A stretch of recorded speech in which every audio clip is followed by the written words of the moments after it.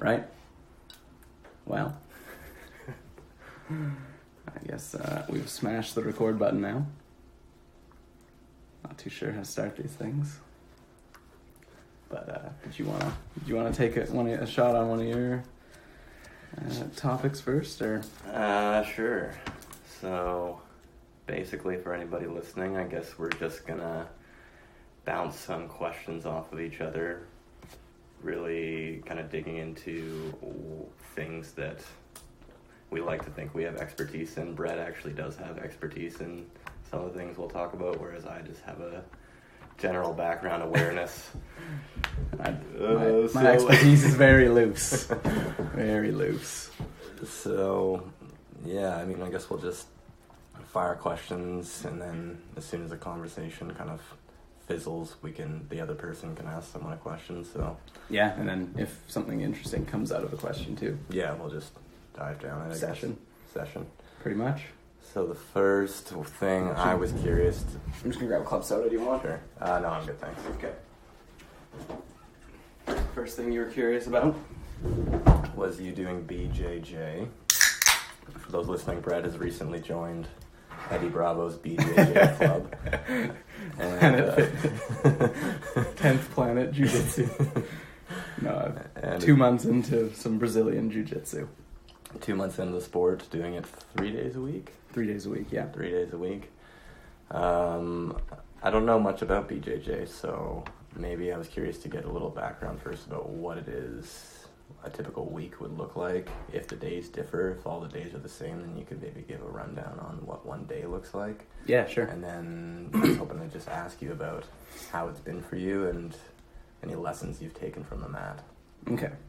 I might re-up on the questions after I do a bit of an overview, but so from what I've heard, basically Jiu-Jitsu was a Japanese martial art, and then basically some Brazilians started doing it, and I think they started making it more practical, perhaps, to just scrapping. That's where the B, Brazilian, comes from. There's like a big family in Brazil, the Gracie family, which are famous. There's like from early UFC, they got really famous. Royce Gracie was one of the, I think he might have been the first guy to win a belt or something in the UFC. Basically, it became evident quickly that BJJ was the most practical, most effective form of grappling and even fighting in the mixed martial arts space. So you'd see him like wrecking huge sumo wrestlers and taking down kickboxers, and once he was like had them in one of the several positions that we can get into in a bit, basically there's nothing they could do, and then they just get choked to death until they tapped out, basically. Yeah. So practical in the sense that it's more effective than any other fighting style. Yeah, so I think they took a lot of the, not to say they took the art out of it, but they didn't focus on it being like more of some martial arts are more of like dance and exercise and show, whereas this was basically a bunch of brothers and cousins who just fought each other all day long and figured out what worked best. Yeah. Through like 3 generations. So, so basically a lot of the gyms, I think a lot of the big sort of, people call them Mick dojos. They're like basically heavily franchised gyms. A lot of these have started out of members of that family coming over from Brazil to America. Mm-hmm. And obviously there's small independent ones too, but a lot of this, like you can track kind of a family tree through the trainers and stuff, and it usually ends up to someone in this family. Mm-hmm. And then they also have kind of schools of Brazilian Jiu-Jitsu based on like someone in the Gracie family. So like, okay. Like you'll be doing like Royce Gracie style BJJ, that kind of thing. Okay. And I mean, I've only been doing this for a little bit and I did nothing, so I could be completely off here, but this is just what I've picked up. And mm-hmm. So yeah, the one I go to is called Gracie Baja. So it's, I can't remember even the name of the guy who started, but there's a picture of an old dude on the wall, and that's one of the Gracie family guys who basically started this chain of gyms. Mm-hmm. And this one's like, it's like really low barrier to entry. So there are things like jiu-jitsu for everyone. Mm-hmm. They're really interested in bringing lots of people in. You don't necessarily go there to become the best in the world at BJJ. Yeah. But it's a great place to get introduced, from what I've seen and read online. So, yeah, that's the one I started. It's just the closest one to our place. So then a typical day kind of thing you wanted to... Yeah, like what does I guess what would a typical day look like when you started, and if that's changed from when you started? Okay. If it's any different, but I mean, if that's too granular, then you could just do a kind of a general... That's all good. So this gym in particular, I can't really speak to other gyms yet and how they organize, but this one has like a yearly curriculum. Yeah. And then that's broken down into weekly chunks. Okay. And so basically, and then there's basically 3 tiers, like GB1, which is intro, GB2, and then no gi.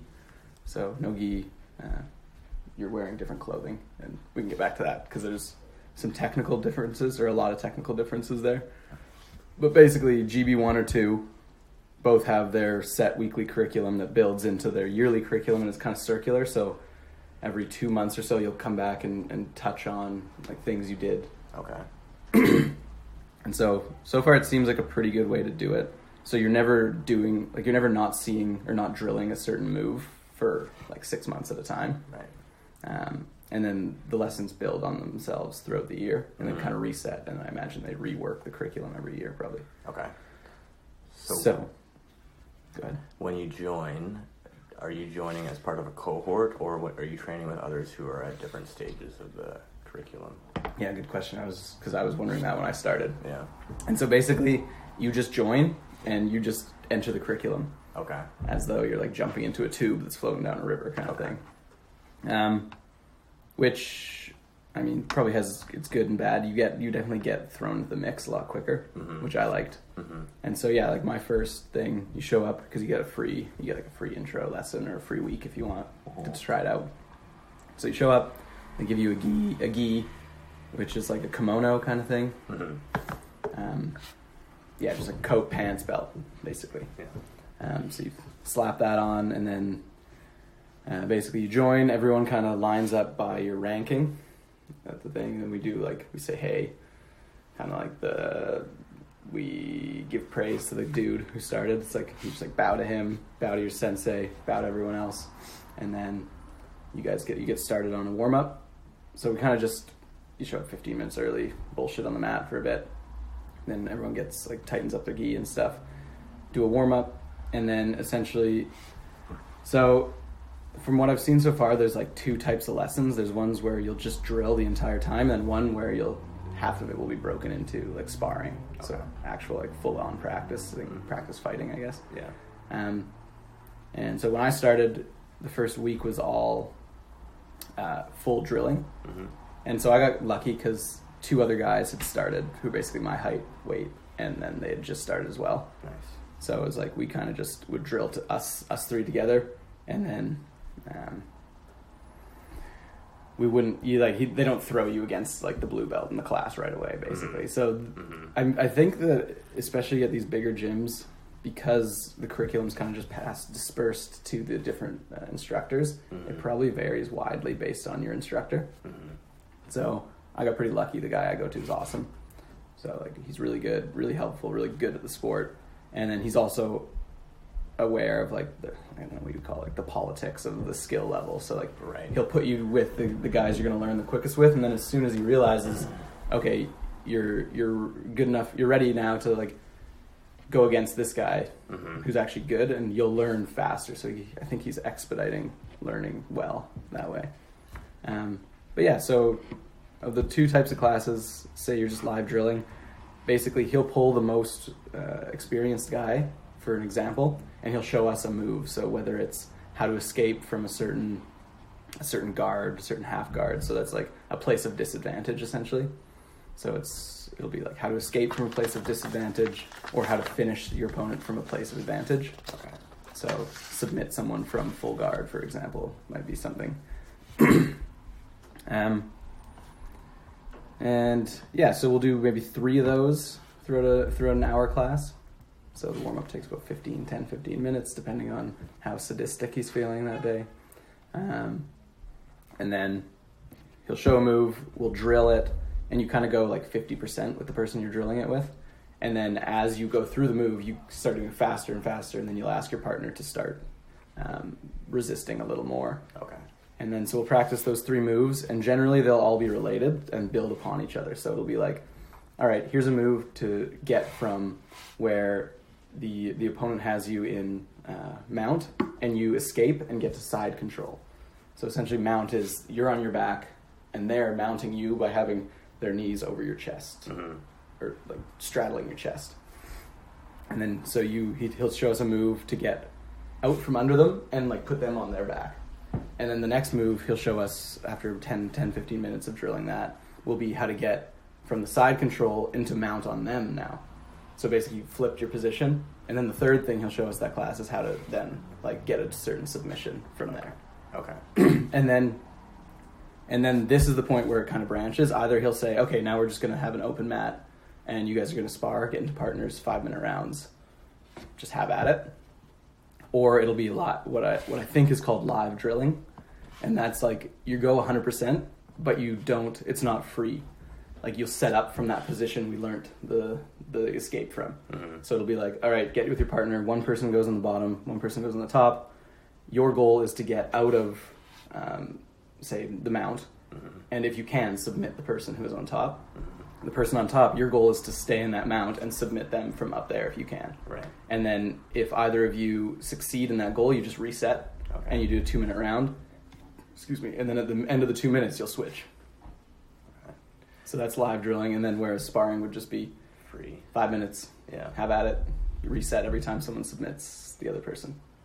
Do you have a preference, or do you notice one that's more conducive to like faster learning than the other? Live drilling versus free sparring?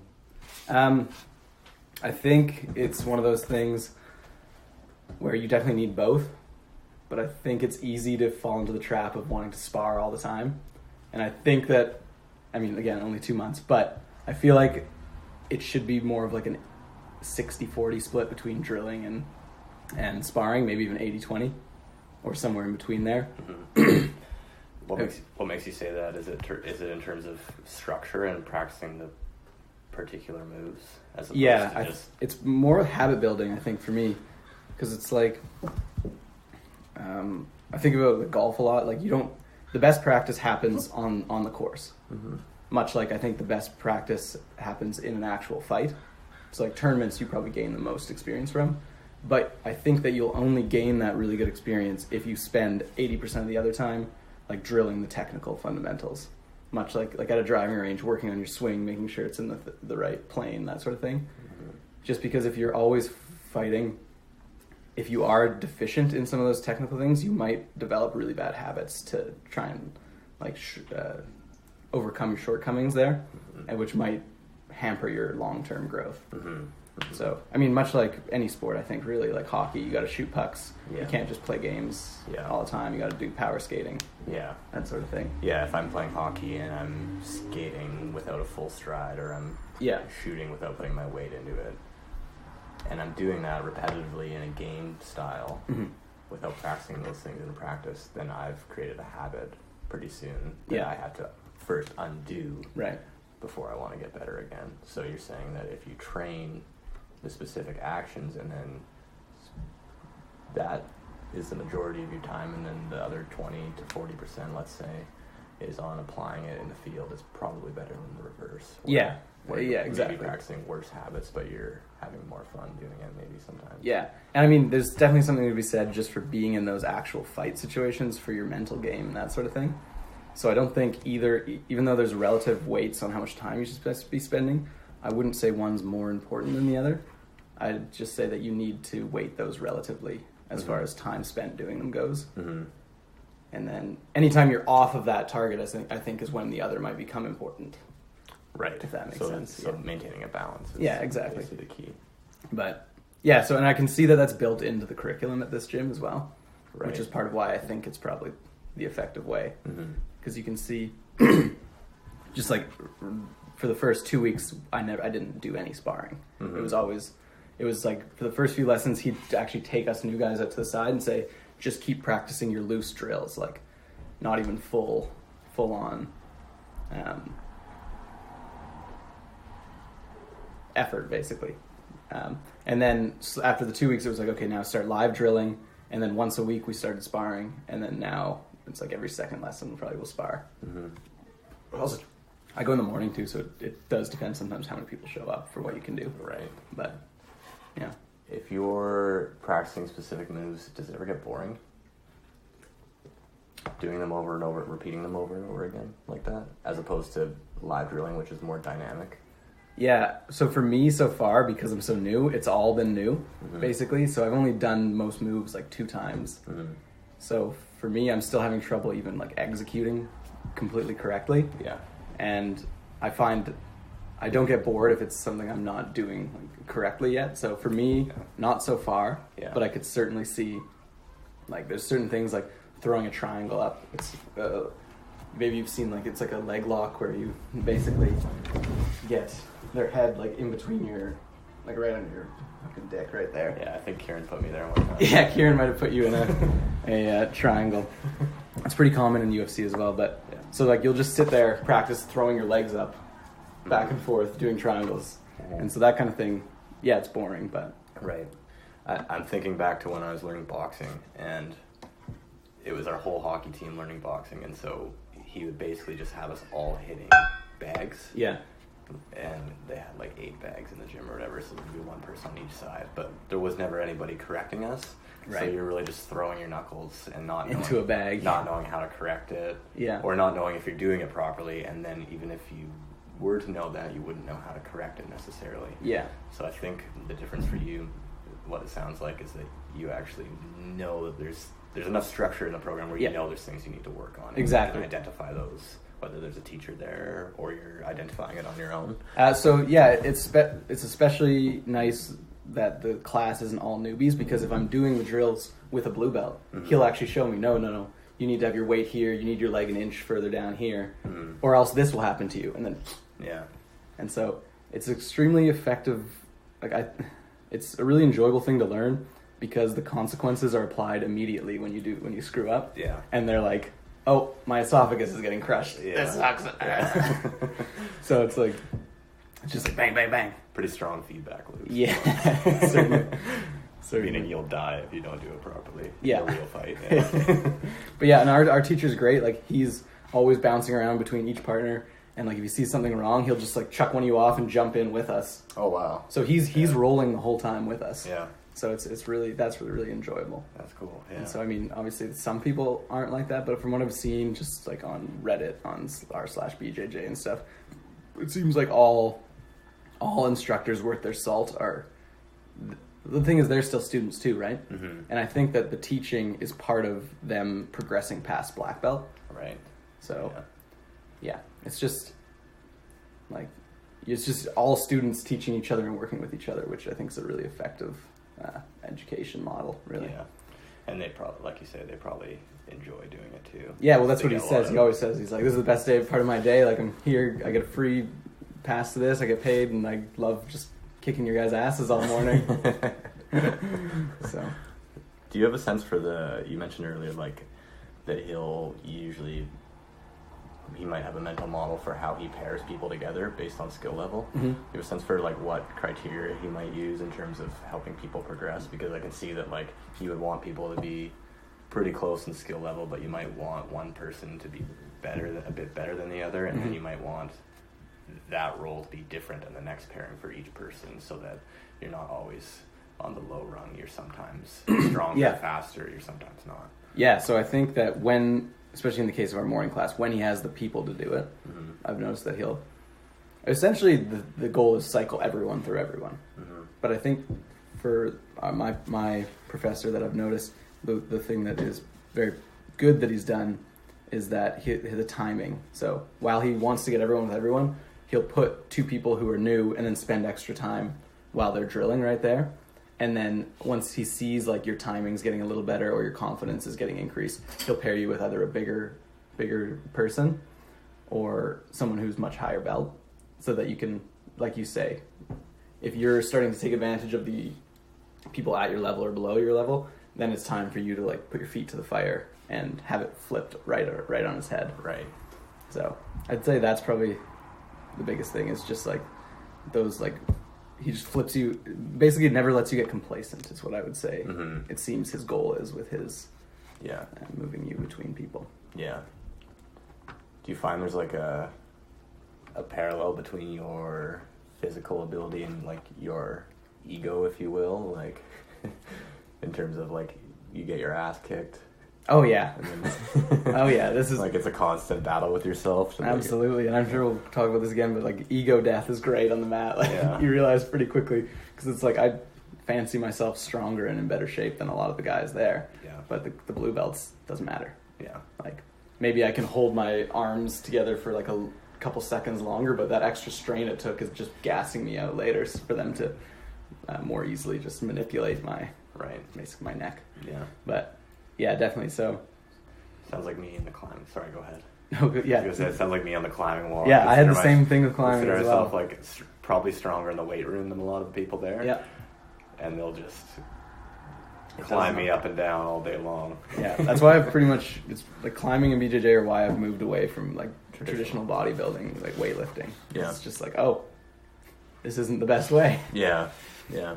But that actually segues into kind of the next thing I was wondering about was like why you do it as opposed to traditional working out, which I think you kind of just touched on, and then any lessons you've taken from doing BJJ or any things you've found that have translated into other areas of your life from doing it, whether it's like, I know for some people taking on a really highly physical sport or being more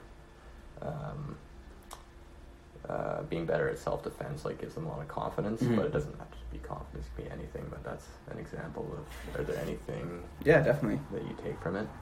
yeah, so the fitness is a big part for sure, and that's probably what first got me interested. Well, that and Joe Rogan's podcast. Yeah. Let's be honest. But yeah, Eddie Bravo's podcast. Eddie Bravo's. Yeah. No, I was always as a younger fellow always like nervous around really aggressive types, and like afraid of conflict, I guess would just be like the classic way of putting it. So this has been really valuable in kind of getting over that for me. Because at the end of the day, you are basically just fighting people 3 mornings a week now. Mm-hmm. Even though it's like fun laughs and high fives and stuff. Mm-hmm. Like once you get locked in there, it's like, well, I'm trying to choke you out, or you're trying to choke me out. Yeah. So it's been really good in, like, I'm better at it than I thought I would be. Yeah. I thought I'd be way worse, which is, I mean, I'm terrible. But I can also, like, I've choked people up now. Mm-hmm. So it's like, okay, if I'm much more confident that if I am standing there with a guy my size, like, and there's a problem, I'm at least more confident that it's not going to be over in a second for me now, which was something I was always worried about. Which I think I think a lot of people have that problem also, that ties into like, you're scared of the conflict, and it also makes you almost feel like you need to prove something to yourself or others. I'd say for me, at least, it was myself. And I noticed when I was like younger in university, like I got in a street fight one time, and it was like, I think it was very much for that kind of reason, where it was like, basically I just wanted to, like, at that point, I'd never been in a real fight outside like hockey and stuff, right? So it's like you almost have this like cloud hanging over your head or chip on your shoulder, where it's like, I don't know if I'd be all right in a fight, and like then you have like 10 beers at Rose's, and you're like, yeah, okay, it's time to find out, which is a terrible way to do it. I think that BJJ or any martial art really, any combat sport, I'd say, is a super effective way to rid yourself of that chip on your shoulder. So I'd say that's probably the most valuable thing for me. It's almost like, I don't know what I'd call it, but like warrior angst or something, where it's like, obviously gentlemen grew up like always being providers and like warriors, fighters, and that sort of thing, and now we just like never really have the chance to do that anymore, unless you're one of those like hyper aggressive button heads that run the bar type of guys. Mm-hmm. So the difference between like me and those guys, from what I had in my head, or what I perceived the difference was big. And then, so I guess another prong of the things I've learned is that just because someone's hyper aggressive or looks really strong does not mean much once you get into that like fight situation, which is, for me at least, comforting. Mm-hmm. 'Cause it's like, okay, everybody makes mistakes. Nobody really knows how to fight. Mm-hmm. That's obviously changing these days, I think, because a lot more people do this stuff now. Yeah. But Yeah. yeah, those have been the biggest positives. That was kind of a run-on sentence, but No, that makes sense. And so when you say like a lot of people don't know how to fight, or like if someone's bigger or stronger, you doesn't mean they'll necessarily take you down. You mean like in terms of having the fundamentals and just the way you move your body and use. yeah, timing's a big thing as well. Just the technique, really. Yeah, and being able to forecast what's going to happen based on their small body movements. Yeah. And just like knowing where to be. Mm-hmm. Like now, I would say like you want to get in close to someone who you think can beat you up, like with punches and that sort of thing. Yeah. And that wouldn't have necessarily been my gut instinct Mm-hmm. previously to get close and like wrap up to someone. Yeah. But it's just knowing how you can actually, like, I'm pretty confident I can make most guys up to like your size basically not able to throw a meaningful punch, Mm-hmm. which is nice. Mm-hmm. It doesn't mean you're going to win the fight, but it means you're not going to get your head split open. Mm-hmm. So that For kind of anyone listening, Brett just threatened me. I'm in the sheets. yeah, I'm I'm gonna whip this boy's ass after this podcast.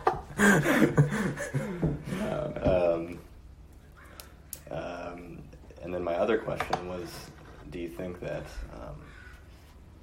being, like you said earlier, knowing that you can fight, or not having that warrior angst anymore, Mm-hmm. basically, because you know you can fight, is that something that comes with confidence or ability? Is it because you think you know now that you can handle yourself, so you don't feel the need to prove yourself? Yeah, I think definitely it comes with both confidence and ability, and also just familiarity, I think is probably the biggest one for me.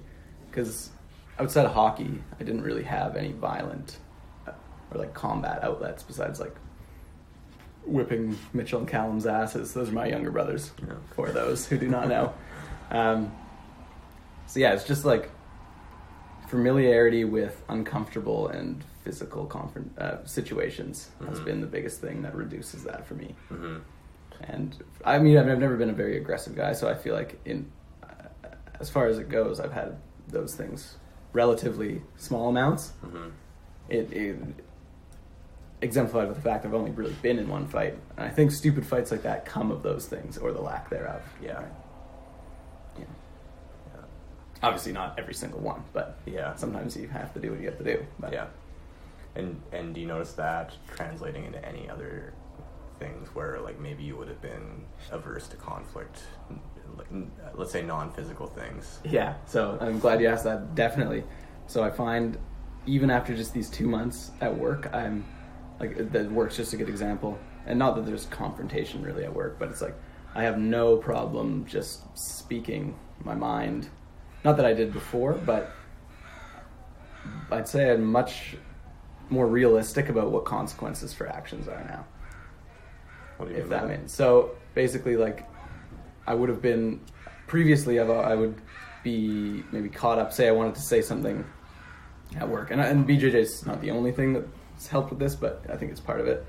And so, say you want to make an opinion known at work that maybe goes against the grain, to go with the work example here.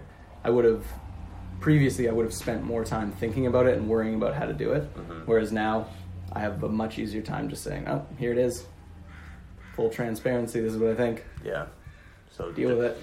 Greater directness. Yes, I'd say that's a good word, thank you. Much more directness. And then I also think, maybe this is kind of the other side of the coin, it's made me a lot better. I've always been a pretty calm, even keel guy, but I think this is even more so. Like, so for example, to work again, that's all we fucking do these days anyway, so. But like, especially the day of, like, I'll go roll BJJ at 7 a.m. and then I get to work. And it's just like, whatever happens that day at work, it's like, well, at least I'm not getting choked to death right now. Yeah. This is fine. Yeah. It's all better than your morning was. Yeah, exactly. Yeah. So I don't know if that answers your question or not, but I think it does, yeah. Okay. Yeah, I'm really just interested in knowing, having been 2 months into it, if there's any areas where you find the things that you're learning in BJJ translate in your own life, which it sounds like it does. yeah, I would say so. Yeah. And I think I'm also, to be honest, like because I'm only 2 months and I've listened to people talk about BJJ a lot, so I'm probably projecting a little bit of what I've heard. Right. So some of this might be what what benefits I'm expecting to get as well. Mm-hmm. But a great deal of them, I'm already starting to feel that for sure. And the things I've touched on already here. So yeah, it's been good. And then, does I have anything else? Also, I admit this is more of just an anecdote. It's really interesting, kind of the fellowship with the other guys. And there's actually a lady in our class as well. But all the guys at BJJ, it's just like the second you step in there, you're all bros. Right. Like, it's just like, hey, brother. Yeah. The fellowship is really, really enjoyable, I would say, and unconditional for sure. More so than something like even, you're working on a team with someone at work, or which I think it's well documented that friendship is much more pronounced in those kind of situations where tensions are high or consequences are high or lots of physicality, that sort of thing. Yeah. I can imagine it's a lot easier to get your ass in the gym 3 days a week when you know there's other people that are waiting on you. Yep, exactly. Because it's like, I know if I don't go on Monday, on Wednesday, they're going to say, where were you? Yeah. What were you doing? Yeah. And also, especially for me right now, if I miss one day, I'm way worse. Yeah. Because it's like, we do Monday, Wednesday, Friday. So if I miss Friday, that's like 4 days, 5 days I'm not rolling. 4 days, sorry. And then by that Monday, I'm just trash because I haven't done it since the previous Wednesday. Yeah. Because I don't really have the muscle memory yet. Yeah. So it wouldn't necessarily, when you say that, it's not necessarily that you're missing out on an important lesson like you would in school, but it's more you're just missing out on like the continuity of your practice, basically. Yeah. And then I think because I'm so new, I'm also probably missing out. I could potentially be missing out on some like good move that would help me. Yeah. But I think as you do it more, it's less about just the content of the lesson and more about just putting yourself in those situations and making those movements with your body so that you're remembering. Mm-hmm. Yeah. What's the experience like just acquiring new skills? Because I think it can be like really, really enjoyable for people just to learn a new thing. And I'm curious, it's hard with something like BJJ because there's no real objective measure and you can never go back to your previous ability that you might have had on day one. But I'm wondering if you can look back or if you feel a sense of accomplishment every now and again because you have a sense for how much you're progressing and you're seeing new improvements. I mean, maybe this is the wrong way to think of it, but it feels so good to choke somebody out. Yeah. It feels amazing. Yeah. Like, it's kind of, I guess it's like weird to say that these days, but it's just like, if you can overpower someone and just like choke them, it's like, okay, I could end it all right here for you if I needed to. That feels great. I'm not going to lie to anyone about that. I think as far as progression, they do have a belt system, so you get some dopamine hits from that for sure.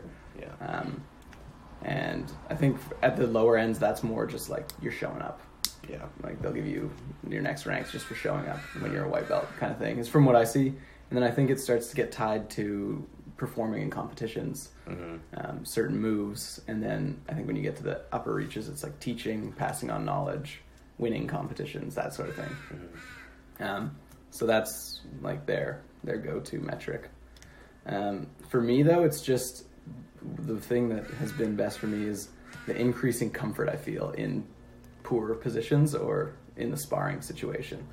So like at first I was making like terribly jerky movements and like panicking anytime someone had something on my neck, but now like I'm very much better at just continuing to breathe slowly, not tensing my muscles, and just like, okay, and actually thinking. So it's two things, like actually being able to think in those situations is nice because I couldn't really before, and then also acting without thinking, that's increasing as well. Right. So I think that's like the drilling coming through and the muscle memory. Right. So it's like sometimes I'll just be in a position and I know as soon as I feel weight on like that part of my hip, I can boom. Right. I can shoot my hip, what's called hipscape, that way, and then the back's open, or I'm able to jump out and get up, that sort of thing. And it happens without me actually thinking those steps through. And so I would imagine it's just going to be more and more complex things will happen without me consciously thinking about them. Yeah. And then also I would hope to get to a point where I could be like in the worst position. Someone's got my back, hard rear naked choke, and I'm still calm, cool, collected, like just working on the problem, trying to figure out how to get out. So looking forward to those increasing. Yeah. Do you find that when you're seeing those improvements, do you feel yourself automatically you notice them, or do you have to force yourself to like take a step back and take stock of where you've come, how far you've come, to stay? Because I think that's kind of a motivating factor for some people, so they can observe their improvements. So I'm wondering, if you have to force yourself to step back and be like, I'm really improving, or if it's more automatic where you're working on it and then immediately you're like, oh, that was cool, I've never done that before. It's much more the latter. Yeah. I haven't done any like just sit and reflect about BJJ and how far I've come. I'm like brutally aware of it every time I'm in a sparring situation, essentially, is what I would say. Like, you know exactly where you're standing relative to everyone else and yourself last lesson or yourself yesterday, that sort of thing. And I think that's the big advantage of a combat sport over something like weightlifting, where you really need to track and quantify everything to be able to observe those things.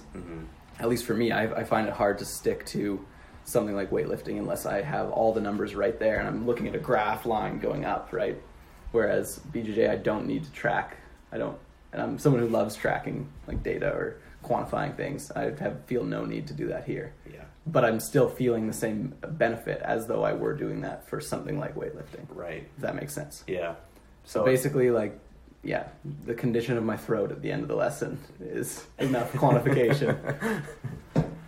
No, that makes good sense.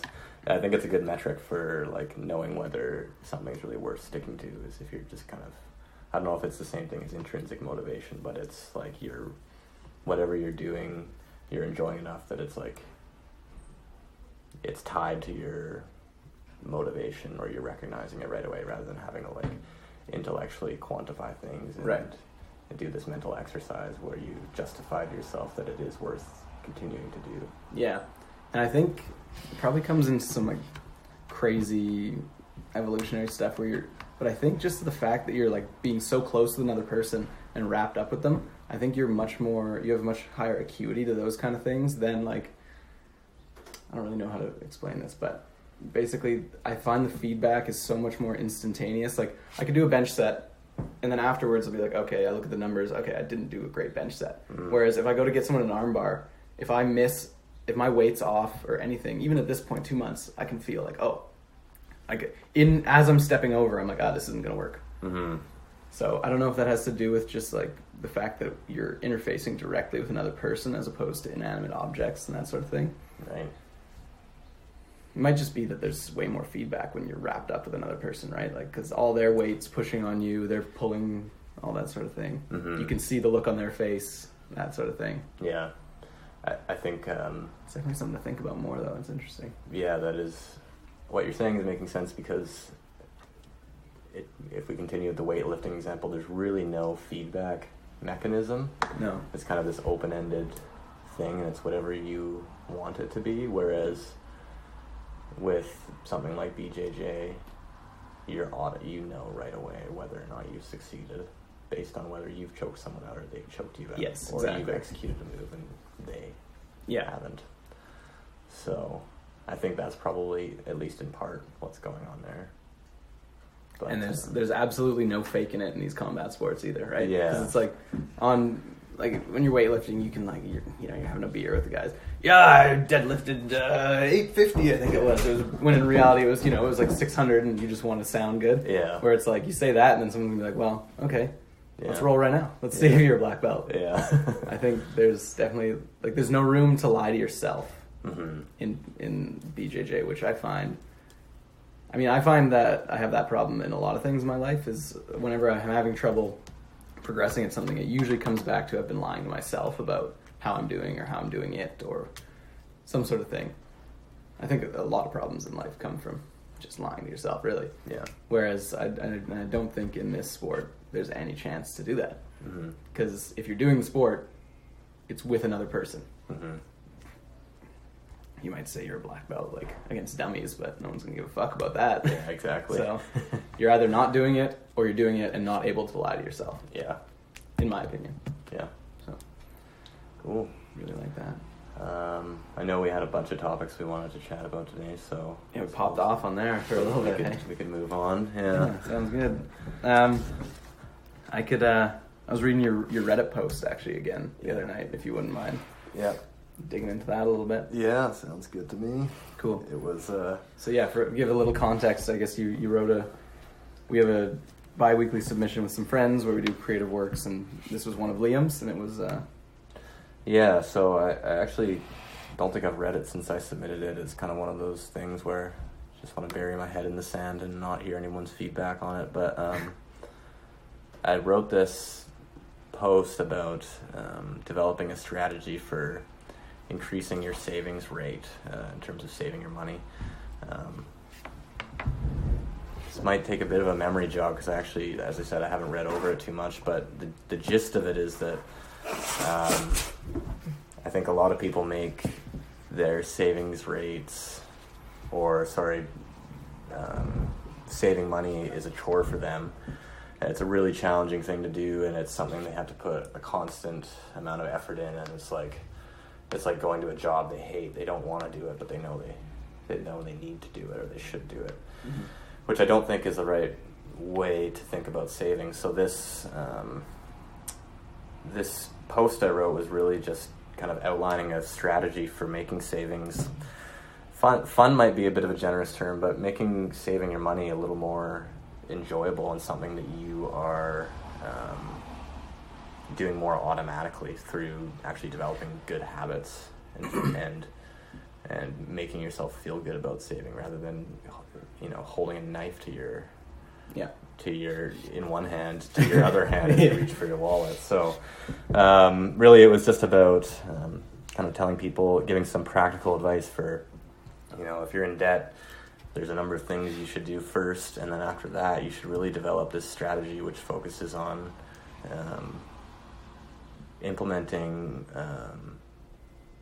you can do a number of different things, but implementing basically good habits for positively rewarding yourself after saving, and not being so hard on yourself when you haven't saved your money, because that just feels bad and then you don't want to have anything to do with it at all. Plus, it's fucking hard to save your money. Yeah. But yeah, so if anyone's interested, the title of the post is Developing a Sustainable Strategy for Increasing Your Savings Rate. And you can find it at r/personalfinance on Reddit. My username is Lee Crisp. It's my only post. So it shouldn't be too difficult to find. No. Crisp with an H. CHRISP. Yeah. All right, so I'm just going to blurt your TLDR out here and then get into my questions, if that's cool. Yeah. So Lee's TLDR was, if you want to be better at saving money, I suggest quitting budgeting and tracking your expenses and instead taking specific actions that will lead to good long-term spending habits, which I absolutely agree with. And so my favorite thing to come out of this post, and something that I agree with and have applied to multiple facets of my life, is essentially your budgeting is bad. So I agree, but I would love to hear a little more on why you think, like, writing up a specific budget. So I'd like to hear specifically why you think, like, hard budgeting doesn't work for most people. Sure. Just like a couple reasons. Yeah, I think hard budgeting is, again, it's kind of like you're a doctor prescribing a really shitty medication that you never want to take. Mm-hmm. I think you could budget for 5 years and you could be successful, but at the end of that 5 years, you'll have to work equally as hard to maintain your budget as you did in the first year. That's a really good point. Which seems wrong. If you have to put that much effort into something that you can put on autopilot, then I think you should. Not autopilot, because it does take effort, but if it can be more easily automated and it can be something that you don't have to spend a lot of time and energy and actually a lot of willpower, which I think a lot of studies, I don't know if this is legit or not, but a lot of studies show that there's a theory basically that you have a limited supply of willpower. Oh, I would say that's probably well documented, yeah. Yeah, so I think if there's a way to make it easier, develop habits where we know habits that are automatic and as you're developing them, they're getting easier, and to the point where you're not really even thinking about them, then you should do that.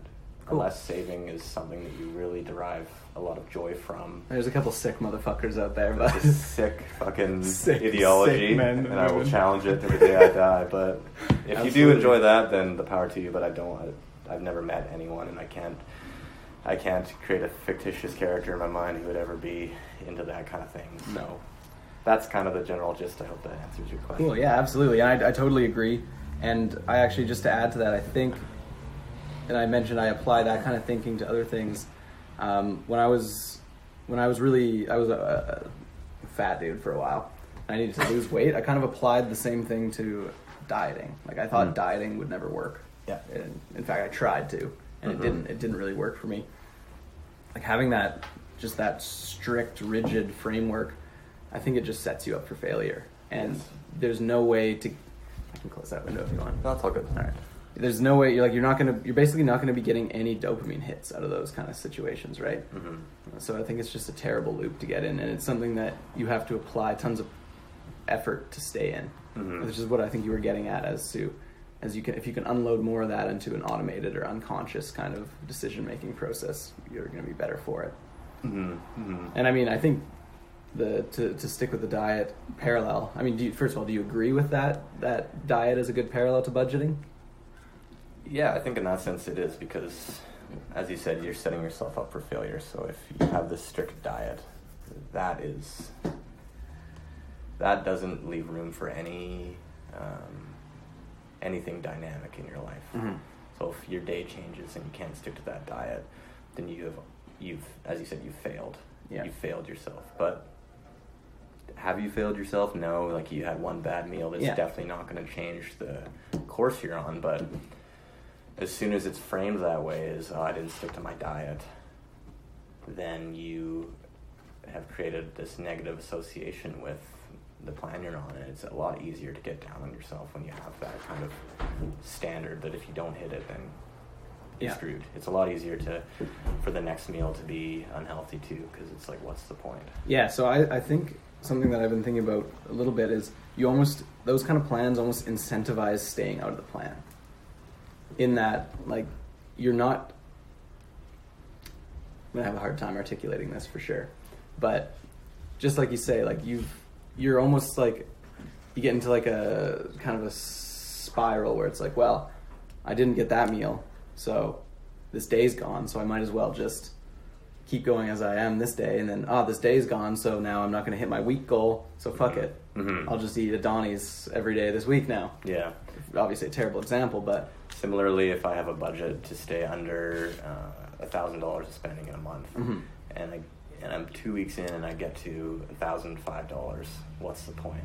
Yeah, you should... I've missed my goals, so let's just... Fuck it, 5,000 now. Yeah. Which is, I agree, it's completely the wrong way to think about it. And you need to be thinking of the nature of the decisions you made throughout that $1,005, right? Cool. All right, so... Yeah, I was just reading your post last night, and then a couple of the tips that I really liked. Where were they? So basically you have like your one-time actions to save. So these are like cancel useless subscriptions. I'm all for it, and I'm with you. I think just you shouldn't have any TV subscriptions these days. I mean, I'm sure there's some people who love watching TV, but get a better hobby. Fuckers. Seriously. And then your second one, clean up your cell phone bill. So these are basically just like getting your overhead that you know is going to always be there as low as possible, right? Yeah. So that's the nature of these ones. Yeah. And then, so the cell phone one's interesting because a mutual friend of ours, I'll keep his name out of here, but me and your brother were giving him some shit over his cell phone bill the other day. I think I have an idea of who we might be talking about. Yeah. But so I wanted to ask you, and this is kind of just a random question, especially with what cell phones are becoming, what do you think a cell phone is worth to someone's life? Like, I don't know if I'm framing this question well, but basically I see, like, there's obviously the cost of the data and like how nice your phone is and the hardware, but the ability to have maps anytime you need, or be able to call your mom across the world when you can't. Like, this is more of just practical advice. Like, where do you find a good line? Because we also have a friend who's gone all the way back to a flip phone, and it's certainly increased difficulty in some aspects of his life. Yeah. Like, he doesn't have maps all the time, and he's in another country right now, so, you know, that might not be ideal all the time. Yeah. So is there kind of like a line for you where it's like, it's fair to be paying that much for all that ease, and that's actually a lot of benefit gained in your life?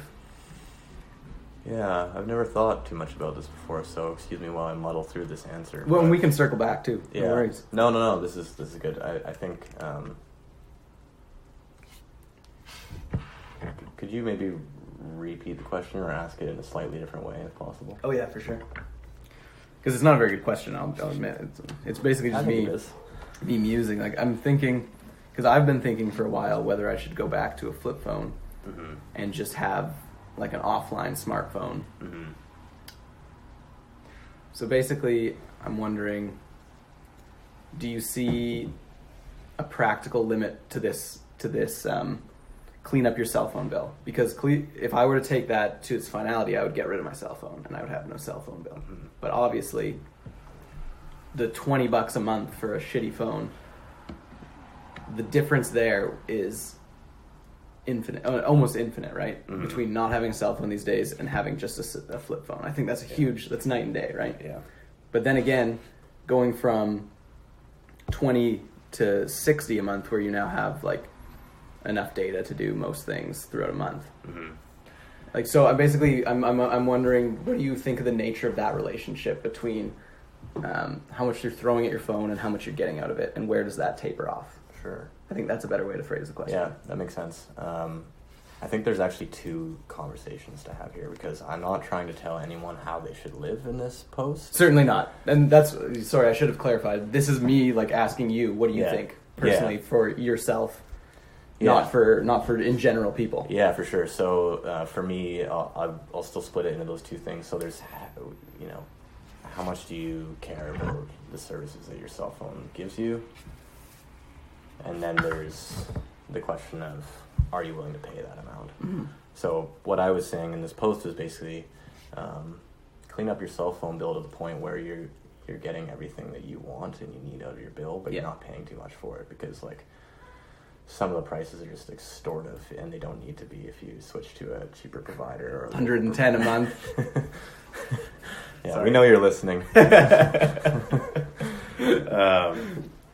So I would say that, the first step is to decide what you want out of your cell phone bill, and I'll answer your question for myself, but the first step for anyone would be to ask yourself what you want out of your cell phone bill, I think, and then to make that as cheap as possible, with all I was saying there.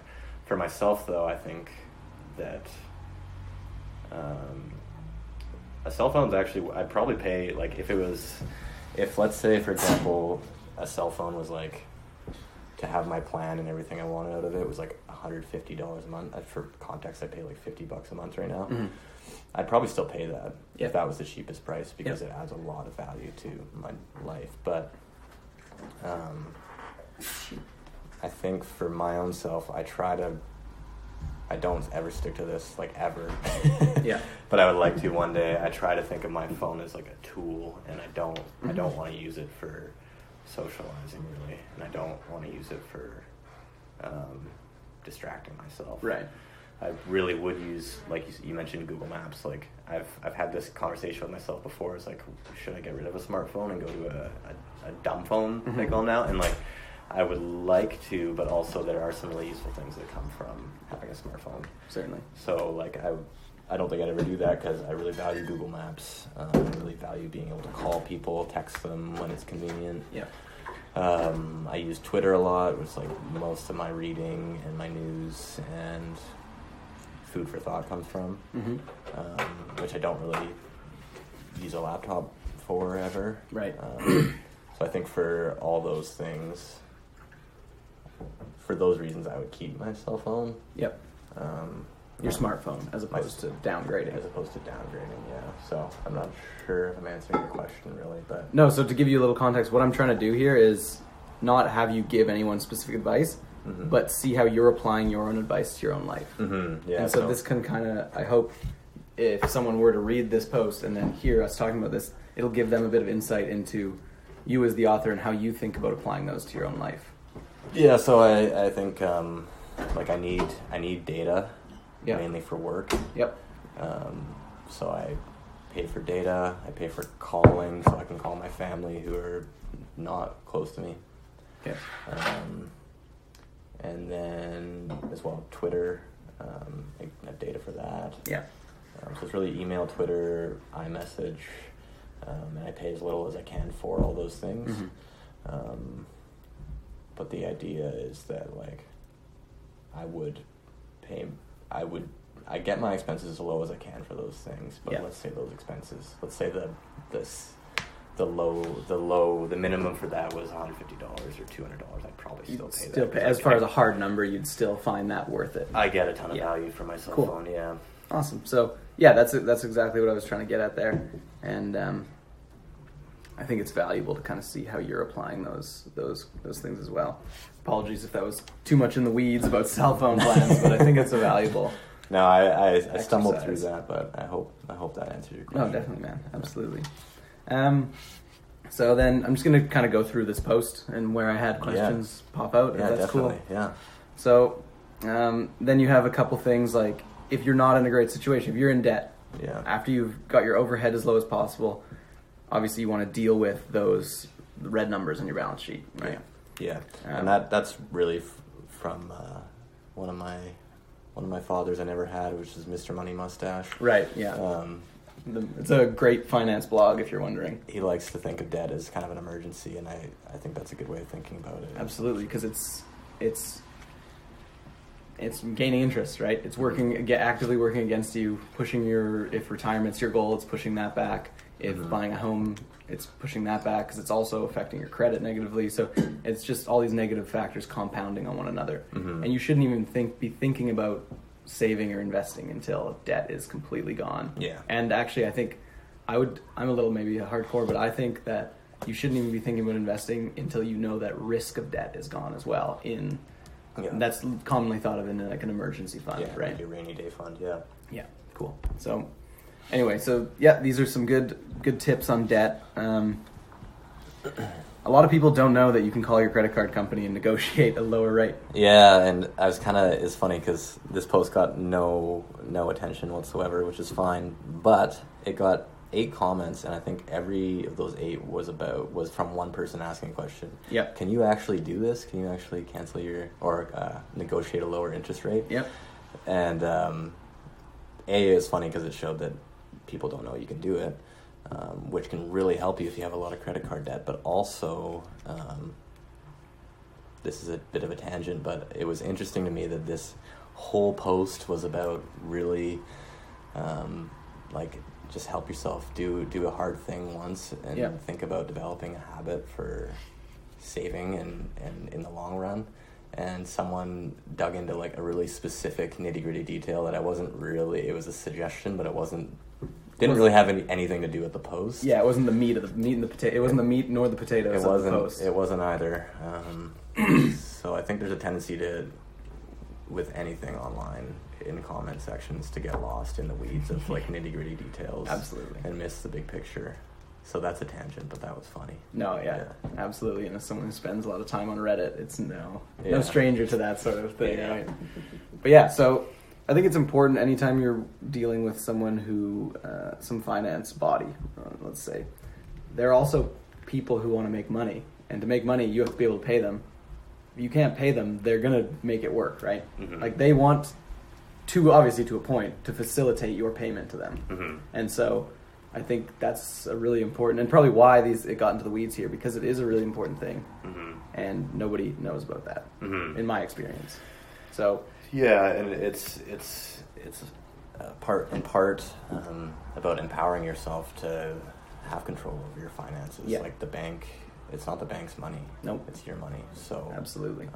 I think when people start to realize that there is ways to control their finances, or not control them, but to have some agency over those types of things, then you're actually empowered to make decisions, save your money better, feel like you have control over it. So it feels a bit weird. I called my bank to tell them I got an overdraft fee one time, which I think you might have. Yeah, I remember the weekend. Yeah, I was pissed about it. I made a stupid mistake about transferring funds between accounts, and I called to ask them to waive the overdraft fee, and it felt weird for me because I'm not really the type of person that likes to be so direct in my communication and to exercise kind of an authority. But I think the key to those types of things is like acting like the person who is the owner of the money. So when I called, I said, I understand I have a fee. I'd like to have that waived, please. And like that was just a weird sentence to come out of my mouth because it was so firm and direct, where usually I'd beat around the bush and, may I please get that waived if it's possible, or something wishy-washy like that. But doing that, and he's like, oh yes, no problem, sir, that we can do that for you. Like, it feels good, and I think for me, I know, and I think this would be for a lot of people, it helps you understand that there's ways to control your finances or to have some authority over things, and you're not always at the whim of banks. No, and to continue this little circle jerk tangent, which I think is a valuable one, whether it's assets or debt, you need to realize you own it, and you have some say in it. You have some say in where it is, and that makes whoever holds either the asset or the debt accountable to you to some degree. I think that's important for people to know. And then, same thing. It's funny that you mentioned like calling the bank and being direct. I've started doing that more in the past couple of years because I always thought it would be kind of weird to do it. But it's like I'll call. Like when I lost student banking, I called and I was like, I want the same banking, but I don't want to pay. Can you make that happen? First person said no. I called back the next day. Said no. Called back the third day. They said, I see you've asked for this 3 times. I was like, yeah, can I speak to your manager now? Asked them, and they sorted it. Wow. So I had to take out some additional products and stuff. There had to be a compromise, but that's a whole other level. Yeah, it was a really good lesson in that you can make it happen. Get on the phone with a person, and it can happen. Yeah. All right, I think we covered that maybe to death, but so then you have developing the saving habit. So this is just pretty standard. I don't really want to get into this too much, but it's like, review your expenses from the last month. I like figuring out what's recurring, what's essential, that sort of thing, and then seeing what you can snip. I think that's great. You suggest looking at eating out, coffee, snacks, books. For me, buying books, obviously that'll be different for everyone, right? Yeah. Sometimes books are like what people do for fun sometimes. Yeah. Whereas like I have expensive hobbies like skiing where it's like I wouldn't call that, I call that essential, even though it's a huge expense every year. So definitely take this list and then figure out what parallels you have in your life. And I think that's what you're saying, right? You're not trying to say, stop eating out. You're trying to say, look at your eating out. Yeah. Are you doing it? What are the reasons you're doing it for, and how often are you doing it for, and do you need it? Yeah. Is that fair to say? I would clarify a little bit. That list is some examples of my expenses, things I've cut out. And you say that right there, for me, some of these expenses. Yeah. And I would say it's not so, it doesn't have to be too difficult. Like, it's like, you want to save your money and you're going to have to make sacrifices. Like, that's step one. Yeah. So, except if you don't want to do that, then close Reddit and just stop reading my posts. Yeah. Because I'm not going to pretend anyone's reading it, but. No. But it's like. No, it's a good point. If you want to save your money, you need to make sacrifices. Yeah. So then the next step is, okay, which things could you conceivably cut out of your life that you can live without? Because obviously, like, if you know you can save money, then there's things that you can live without. So for me, I said meals, coffee, snacks, books. Those first 3 are really the big ones. Like, I just have a habit of like grabbing a coffee. So those little $5 hits on the card, right? Yeah. And they add up, even one a week. Yeah, exactly. $25 right there. Yeah. A couple of those are meals. You're up to 50. Yeah. So really, all I'm saying there is like, if you want to save money, what are the things you could conceivably live without? Yeah, awesome. And make a list of them. Yeah, and I think that's an important point. Make a list of them. Yeah. And stick it on your fridge. Yeah. Something like that. I don't know, maybe That for me, that kind of thing helps a lot. Like, Yeah. make a note, stick it somewhere you're going to look at it. Yeah, and make it exhaustive, because the next step, which you might get into, is like identify the ones that you will live without. Because you don't have to sacrifice everything. Like Just because the list, priorities. You've made the list doesn't mean everything has to go. Yeah. You still got to have fun. You're still a human being. Yeah. That's a good point. So yeah, next step is, as Liam says, identify those, figure out which ones you're going to live without. The more the better, absolutely. And then I like that you say stop looking at your expenses. Mm-hmm. Sign out of your online banking. File your statements away. I think that's definitely a good point. I think I wanted to dig into that one a little bit.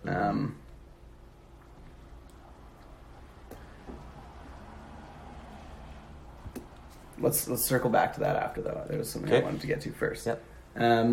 At some point, I can't find it right now, but you had mentioned things you can do once you've done all these. Then you can start looking at bumping up the money coming in, essentially, as well, right? You had talked about salary negotiation, or I have a note about that. Maybe you didn't talk about it. I think I mentioned it somewhere there. Like, I think that you mentioned those kind of one-off things, like. Right. Okay. It was in negotiate your salary. So it's just like that one-time thing you can do, and you don't have to like set it and forget it type thing. Okay. Yeah. Apologies for being out of order there. No, but so I mean, I think it'd be.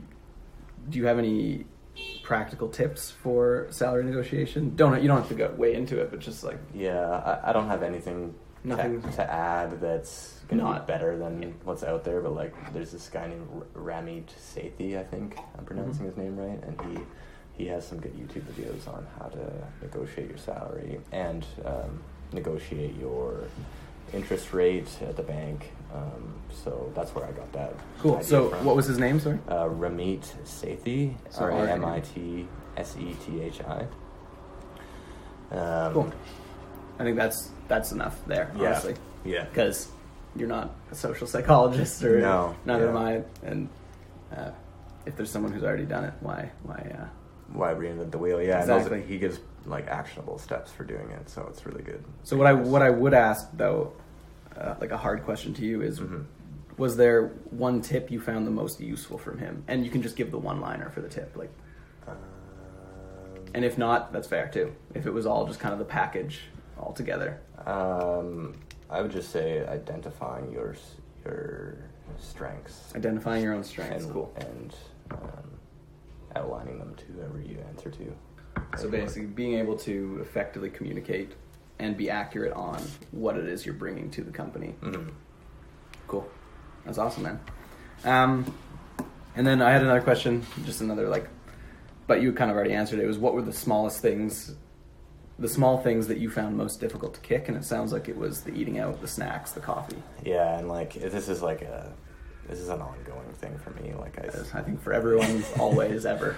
So I don't want to say I've kicked them completely. There's some times that are better than others, but coffee is hard. Snacks is hard. Eating out is hard. Food I'm not a great cook, so food just tastes better when I eat it out. Yeah. Plus they're designing it for it to be like that. Yeah. So it's tough. Okay, so the stuff I really liked at the end. Mm-hmm. So you have your fourth step under developing the saving habit. Mm-hmm. So this is where you start rewarding yourself, kind of thing, for making good decisions. Yeah. So I really like that. I think I'm going to try that myself, actually. Yeah. Because I've always kind of done that in my head, but I think, correct me if I'm wrong, you suggest actually writing it in a journal, right? Yeah, my suggestion is just to put it in let's say you want to get a coffee, but you resist the temptation to do so. Yeah. Put it in a journal. Okay. And along with the date, the item, and the amount. Mm-hmm. And then however frequently you want, whether it's once every 2 weeks or monthly or something, take all those things that you've listed and then contribute that amount plus whatever that you typically do in a month, if you do, mm-hmm. To a savings account. And then that way you've kind of provided yourself with a reward for that saving. And I think if you do that for long enough, then it's not so much about that reward anymore. It's just become a habit that you don't drink, you don't buy coffee when you're out. 'Cause right. You've rewarded yourself for such a long time, not even such a long time, maybe a few weeks, that it becomes easier and easier to. And that's all to it not really buy those takes things. too. I think that's an important thing. Like there's a lot of research on habit forming, and I think 2 weeks, 14 days. It's like 14 to 31 days is like the really formative time period. Yeah. So to people who are thinking like, oh, it's impossible to get, it doesn't take that long. 2 weeks, a month. If you can do it for that long, you'll probably do it for a lot longer. You'll probably be okay. Yeah. Which I think is really heartening to hear for a lot of people. So. Or if you, to use a strong term, relapse, then you know at least you've done it before and you can do it again. Exactly, and and you know the time it's going to take. Yeah. And potentially it'll be shorter the second time. Yeah. Cool. Yeah. So I think that ties in nicely to the last thing I wanted to talk about, which is kind of it's not kind of. Oh, excuse me for that noise there. It's the next and last step, I think, here, where it's stop looking at your bank statement. And so what I got from these two actually in concert, and please correct me if I'm misinterpreting, is basically if you follow 4 and 5, and so 5 is essentially stop looking at your bank statement. Don't look at every purchase you've made, that kind of thing. Stop stressing about that. Yeah. When I take those together, it's almost like, or no, it's not almost like, but if I'm to put that into practice, I'm seeing a situation where I'm only looking at positive saving moves now, written on paper. So instead of chastising myself every time I'm looking at my finances, I'm looking at what I've done right instead of what I've done wrong. Is that kind of what you're getting at? Yeah, exactly. Cool. And maybe if you want to just expand a little bit. Sure, yeah. So it's just as you said, you're rewarding the positives, and then you're not developing a negative association with saving in general.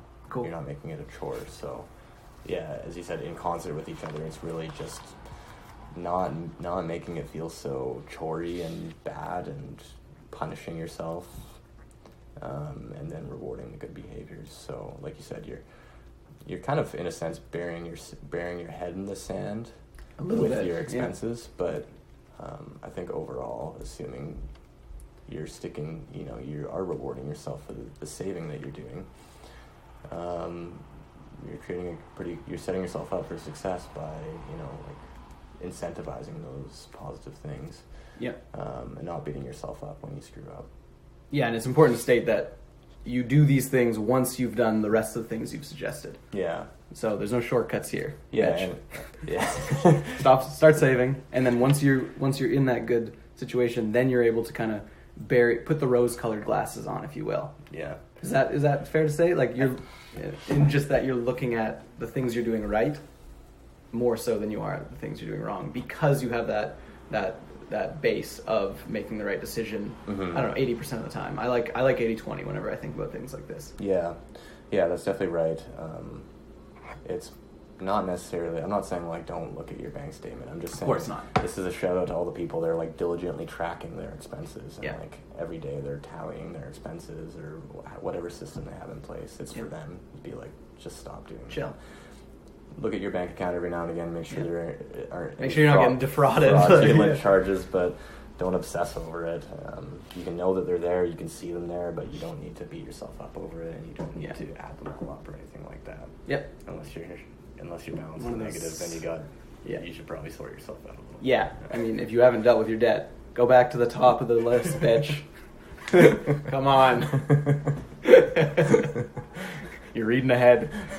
Awesome, man. Well, I just got to take a quick whiz, and then maybe you want to take on one of your next questions? Sounds good, man. Yep.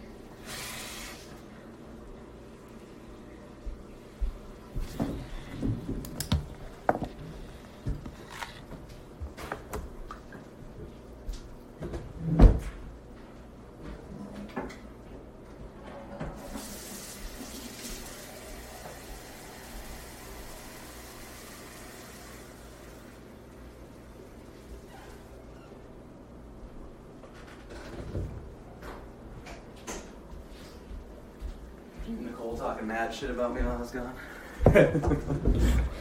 Should have been. Funny thing, I just got a notification that I got a fee charged to my Royal Bank of Canada card. I think they took me off $15.95. I was going to say that looks a lot like the product cost of the signature banking once you go off of student banking. Really? Yeah, they must have just pulled me off it. Yeah. Those motherfuckers. Gonna have to live up to my word here and give them a call, I guess. Yeah, you should be able to. Do you have TFSA and stuff open with them? Yeah. Yeah, so RSP, TFSA. yeah, you should be able to get a multi-product. If you might have to open a credit card if you don't have one with them yet. I'd have a credit card too. Huh, weird. You should be able to just get the multi-product rebate then. And that's just... It might only be $10.95 you get back, but then you're only paying $5. Okay. But then you can also bring your banking down from signature to daily banking, Okay. and then it'll be free. All So right. That's what I've now done because I've taken some products away from RBC. Okay. But anyway, Cool. the weeds. All So, right. Next topic. I wanted to talk to you a little bit about psychoactive substances. Some background for people. Well, I'll actually probably let you get into it a little bit, but Brett, major in biochemistry. Yeah, chemistry and then masters in biochem. Masters in biochem. I'll just let you take it away before I butcher it. Just like my background. Just your kind of background in terms of, what you studied, and then I'll get a little more into depth about. Cool. Yeah, so I did environmental chemistry as undergrad, so it was a lot of fun. Learned just like classic chemistry stuff, and then we also did a little environmental sciences type things. I was always interested in biochemistry, and frankly, I didn't really want to do biochemistry at undergrad because it was all med students at my campus. And they were a bunch of fucking losers. No, I'm just joking. A lot of friends in biochem. Anyway, echem was for me. And then I ended up getting a gig at a lab the summer after I finished. Kind of just didn't want to leave Kelowna. Didn't know what I wanted to do, and I got an opportunity for a job in a lab. So did that. It was like an insect molecular physiology lab. So they focus on drug transport in basically the renal organ of the insects, which is like our kidney. Our kidney is a renal organ. And so just being there, I got exposed to a lot of like, drug transport stuff, that sort of thing. Mm-hmm. And this was closer to the like pharmacology, biochemistry, molecular physiology stuff. Long story short, that job went well. Professor offered me a master's spot. And so I studied nicotine metabolism in insects. And so I got to learn a lot about, drug receptors, drug transport, metabolism on the whole, in like whole organisms. And that really got me interested in sort of plant-insect interactions. So just studying like the evolutionary arms race between insects and plants, and how a plant will come up with a new compound or be able to produce a compound in a higher concentration that's toxic or has negative olfactory properties for an insect. Mm-hmm. But that insect then, however X hundreds of years or whatever, we're talking long time scales, they're able to overcome that through some sort of metabolism or sequestering the compound. Yikes. Or some specialized resistance mechanism. Mm-hmm. I just thought it was super interesting. It's like almost like a battlefield. I mean, it is a battlefield. Mm-hmm. And I've always been interested at that scale of things. That's what drew me to chemistry. Mm-hmm. Kind of like how the building blocks of life come together and manipulate the interactions between the different organisms on the planet.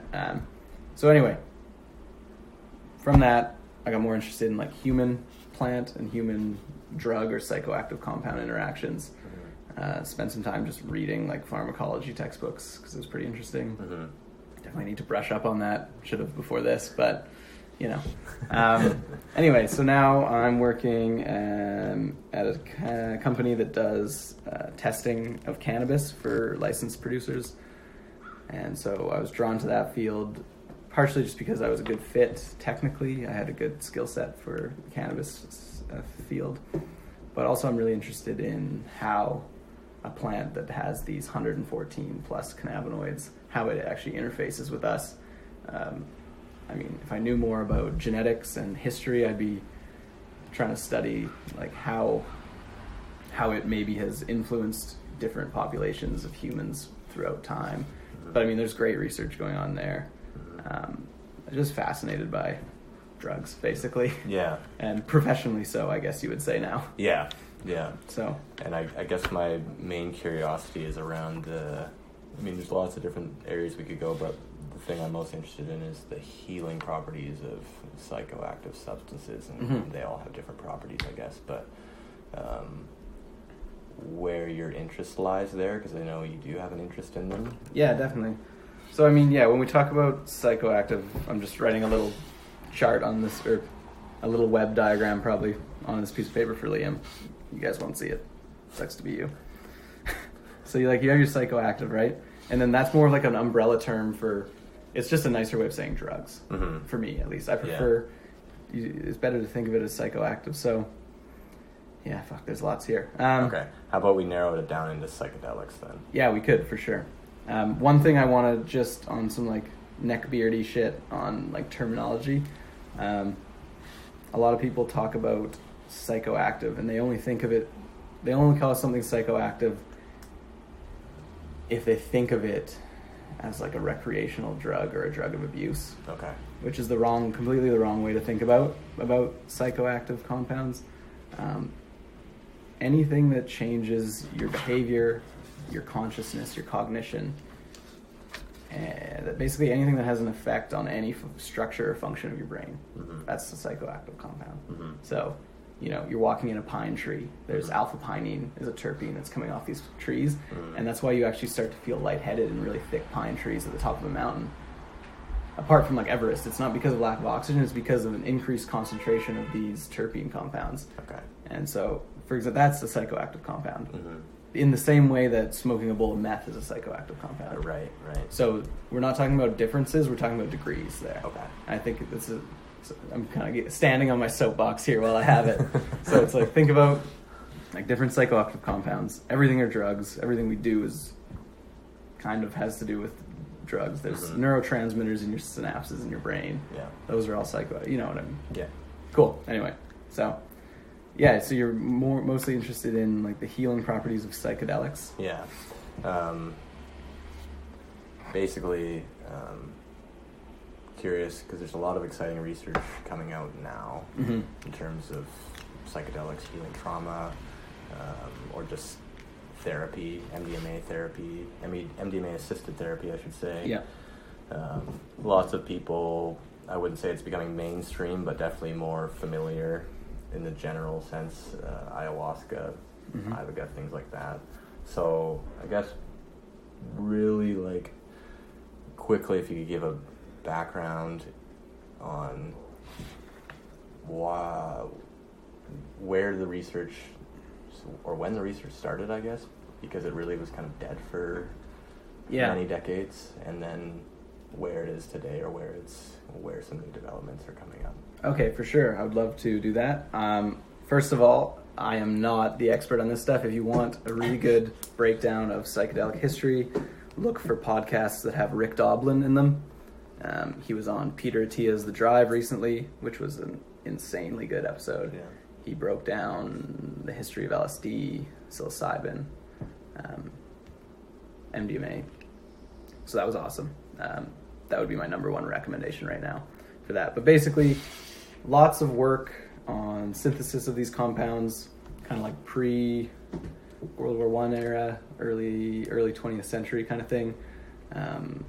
Lots of it in Germany. This is going to be super point form because I don't know much with the history stuff. Just the cliff notes, yeah. So back then, kind of on pause during the wars, respectively, and then fired back up right after immediately for both, think big German companies like Bayer, there's other ones. Basically, they just had these brilliant organic chemists who would take a compound that they already knew to be effective and see what they could make happen with it. A lot of that sort of research ended up in compounds that had, to come back to degrees, a very high degree of psychoactivity. So, and a lot of those were your classic psychedelics, the lysergamide, so LSD or acid came up that way. And then you basically had these guys like Wild Westing it out there. Like they'd make this compound, and then if it wasn't like clinically applicable, they wouldn't be able to get clinical trials for it. Like if it didn't lower blood pressure or help pain, or if it had a really high like hallucinogenic or psychedelic is the word I think we prefer these days. Tough to keep up.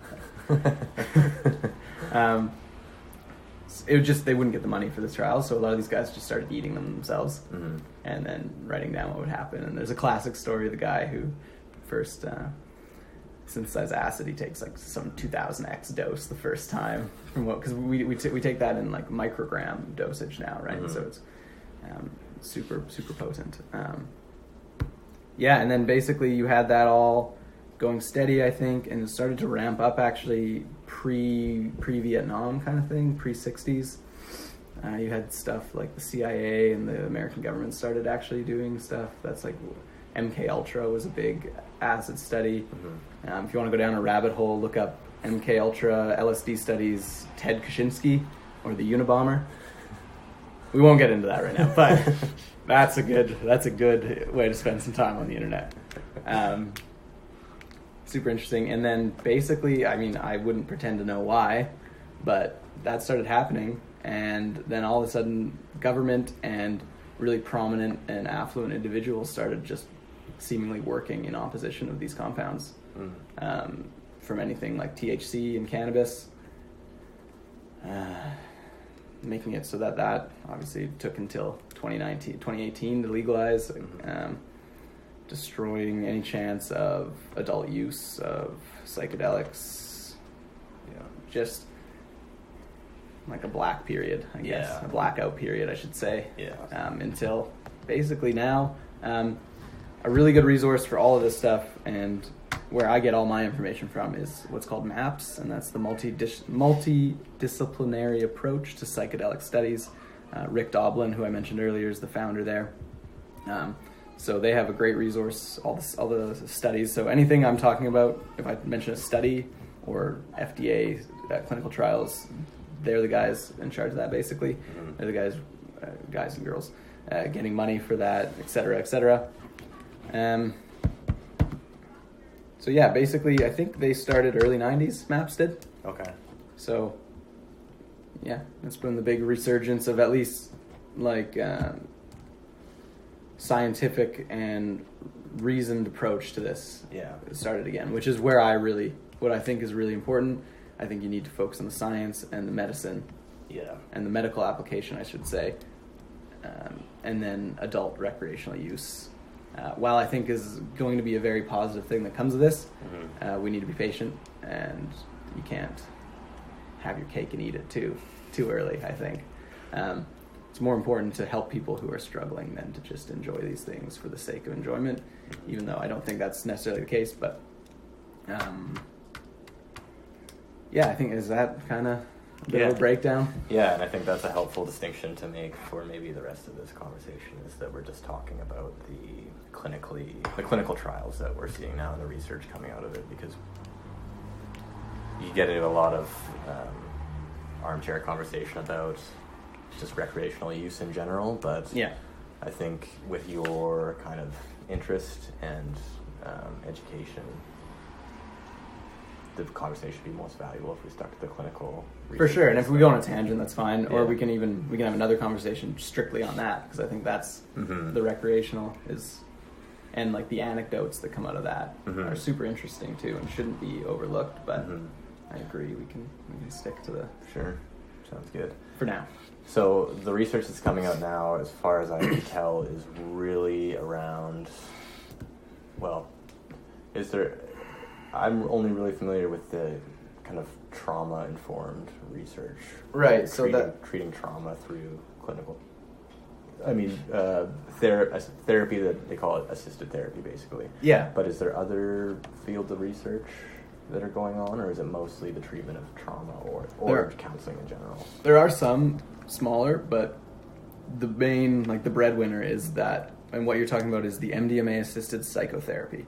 So it's a trained psychotherapist who's also been trained in the administration of relatively low dose, if we're talking relative to recreational use of MDMA. And so this, from what I've heard, this looks like basically you have a session, you're administered a bit of this MDMA by your clinician, and then you undergo what would be considered, I guess, normal psychotherapy, but you're experiencing a psychoactive dose of MDMA. And so I believe that's done on some schedule. You're given time. There's time built into the program where you integrate the experience after you've had the psychedelic experience. So you'll meet with your clinician, not just under the influence. You'll also have regular sessions where you talk about what you did in those sessions. Right, like a debrief almost. Yeah, and so I believe there's like support throughout the entire session, but essentially once you're not with them, it's life as usual. So yeah, I'll just go a little more into those, I think, then, and where they're at basically. So like I said, MAPS in the States, they've been funding a lot of this research. I believe they're set to start stage 3 FDA clinical trials soon. So what that means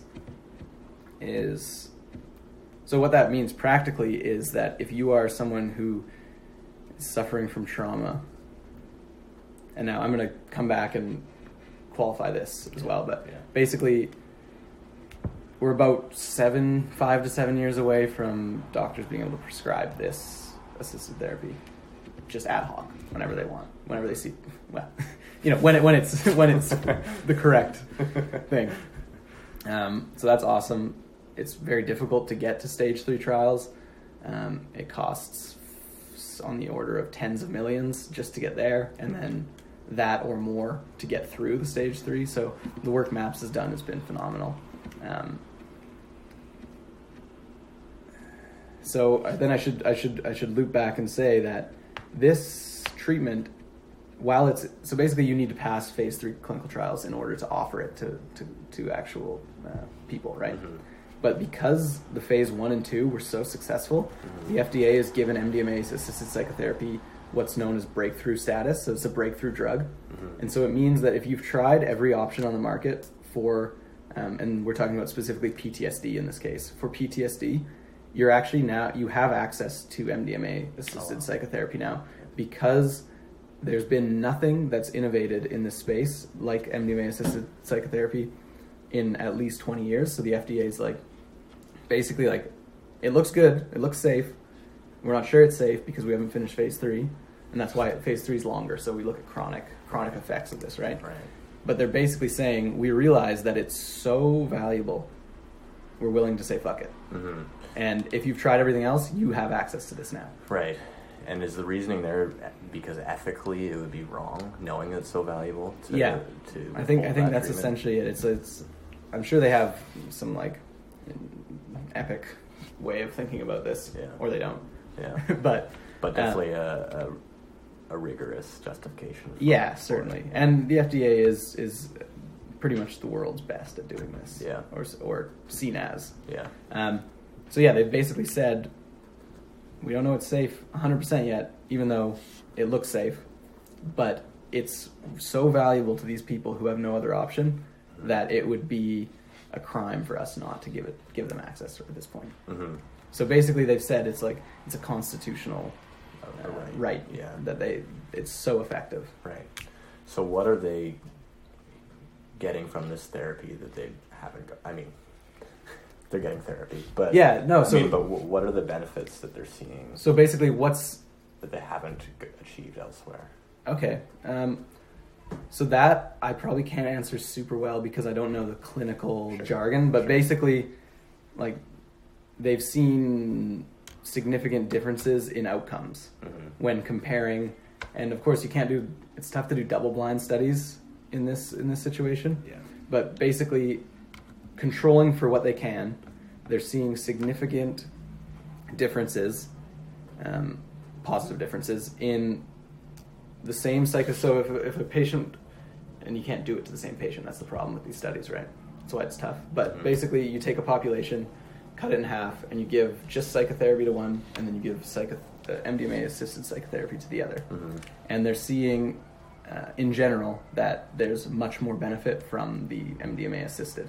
So, I mean, that's not a great answer, and I'm sure a clinician could actually give a much better answer, but that's kind of how they measure it, right? That's a simple clinical study design of how they would measure it. Yeah. And then, so, I guess the next thing to get at is, why do they think that it's different? Yeah. I would suppose, right? Yeah. So, and again, this is not, I'm not a researcher in this, but from what I've heard from people, it sounds like one of the biggest things is, and I mean, if you've tried MDMA recreationally, you'll probably agree with a lot of these, and you can see how a lot of these apply. You can sympathize with. Yeah, exactly. So basically, I think one of the main things is, and we kind of talked on this earlier, lying to yourself. I think that goes out the window a lot when you're on using MDMA. The ego death. Yeah, the ego death, maybe less so with MDMA. I think it's more a reduction in fear. Okay. And so that has been a documented side effect of MDMA. And so I think, but it's not like the classic, oh, he takes this drug and he thinks he can jump off a building. It's not that kind of fear. It's like interpersonal fear, I would say, kind of disappears. And you'll notice that just in, like, you watch someone do MDMA at a club and they start hugging people more. They're act less reserved. So I think when you translate that into a controlled clinical experience, you're actually opening the floodgates for the clinician to get much further and be much more effective. Because I think it's basically taking these big walls you've put around your psyche and your ego and your traumatic event, perhaps, right? Something you don't want to talk to with other people about, and even though talking about it is likely what's going to help you get past it. So I think MDMA reduces fear around that, lets you bring those walls down, and lets the clinician better do his or her job. And because you're not afraid of basically your own feelings, this is getting a bit hippy-dippy, but I think it's accurate. I think that you can also take more from what they're giving you. So they're giving you more and you're taking more of it away. Right. So that's one aspect, I think. Well, that's probably like a couple things wrapped into one, I think. But, so I think that's probably, and from what it sounds like, that's definitely like what they think the big reason is. So it's like acting as basically a facilitator, and it really just makes it easier to do this psychotherapy. Yeah, facilitator is a good word, because I think for anyone from the outside looking in who, let's say, doesn't have a background in any of these things, isn't a clinician, they might think that the drug itself is the therapy, right? Which doesn't seem to be the case. It's that the drug is a vehicle or a facilitator to do the work. It's a tool. Yeah. I think that's a really important distinction, and something that, if well understood, might help get people who are against this sort of thing more in our camp, sort of thing. Yeah, it's not they're getting high and being high is fixing it. It's this drug has very specific action, and it changes your behavior in a very specific way, changes your thought patterns in a very specific way, and those changes are extremely conducive to this psychotherapy. And I think that you can see that in the fact that it's so effective for these, especially these traumatic events, which have a very set pattern on how people respond to traumatic events, right? I think it's well understood in the literature, like X, Y, and Z coping mechanisms. And so I think that the fact that MDMA helps basically reduce those coping mechanisms so you can get rid of the problem, that's what makes it such an effective facilitator. Right. And do you think that, given that it is being used as a facilitator and psychotherapy is what's still the mainstay of the treatment, do you think this sort of research not only adds credibility to the drugs themselves, but also the psychotherapeutic literature or the interventions that have been delivered for decades and decades without the use of drugs? Do you think, since they're seeing those results... I take what you mean, yeah. So basically, now that the walls have been brought down, you can see that the psychotherapy is even more effective. Yeah, I think that lends great credence to the psychotherapists, in that they've now been given a chance to be more effective, and they are more effective. Yeah. So basically, proof of concept, if you will. Right. I think that's a good point. Yeah. Definitely. I hadn't thought about it like that. Yeah. Absolutely. And I think, so to add to this, we're going to dip into the recreational a little bit here. Sure. There have been so many anecdotes throughout history in that people would with lack of psychotherapy, they'll take MDMA and find themselves dealing with some traumatic event. Because that's where this all came from, right? This all came from people using it recreationally or spiritually and realizing, oh, I had that session, I was just sitting with my friend and we actually went over X, Y, or Z traumatic event, and I actually, wow, I feel different about that. My thought patterns around that have changed. So I think the clinical application definitely lends more credence to the clinicians and their approach, and having been given, basically they got a ball teed up for them and they knocked it out of the park. And good on them. Right. But I think those anecdotes and the fact that now the clinical application also is showing the same thing really lends and gives credibility to the psychoactive substance itself, or MDMA itself, in that it's not just a bunch of hippy-dippy motherfuckers saying, yeah, this feels great. It's actually, we can study this, we can quantify the differences.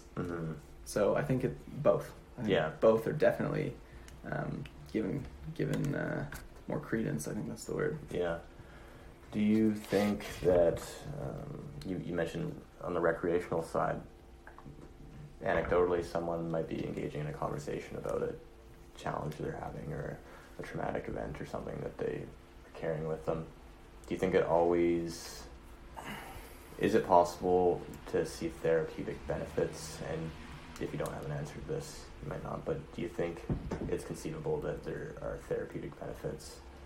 significant therapeutic benefits in just doing drugs on your own, not necessarily engaging in some sort of dialogue or debrief, if you will, with somebody else, whether it be a clinician or a friend? Yeah, so definitely something not everyone agrees on in the area. Like, some people are very hard on, like, it should always be a structured approach, this and that. And some people, obviously there's some people who just say, you should just only ever do it recreationally. Don't, like, taint it with this, that, and the other thing. And I think with most things it falls somewhere in the middle. I think both can happen, and I think it depends on the person. It's like any other tool, right? You can, I'm trying to think of a good tool example, but I don't have one. But essentially, if you're an individual who realizes what you have in MDMA and you are of enough maturity, you could probably tackle your own problems. That being said, I think especially with MDMA, part of it is connecting with someone. So I think it's important to not just be in a dark basement doing it by yourself, but you can certainly, I think, basically what we're getting at is, do you think self-medicating with this stuff could be effective? To put it harshly. Yeah. I think yes. Yeah.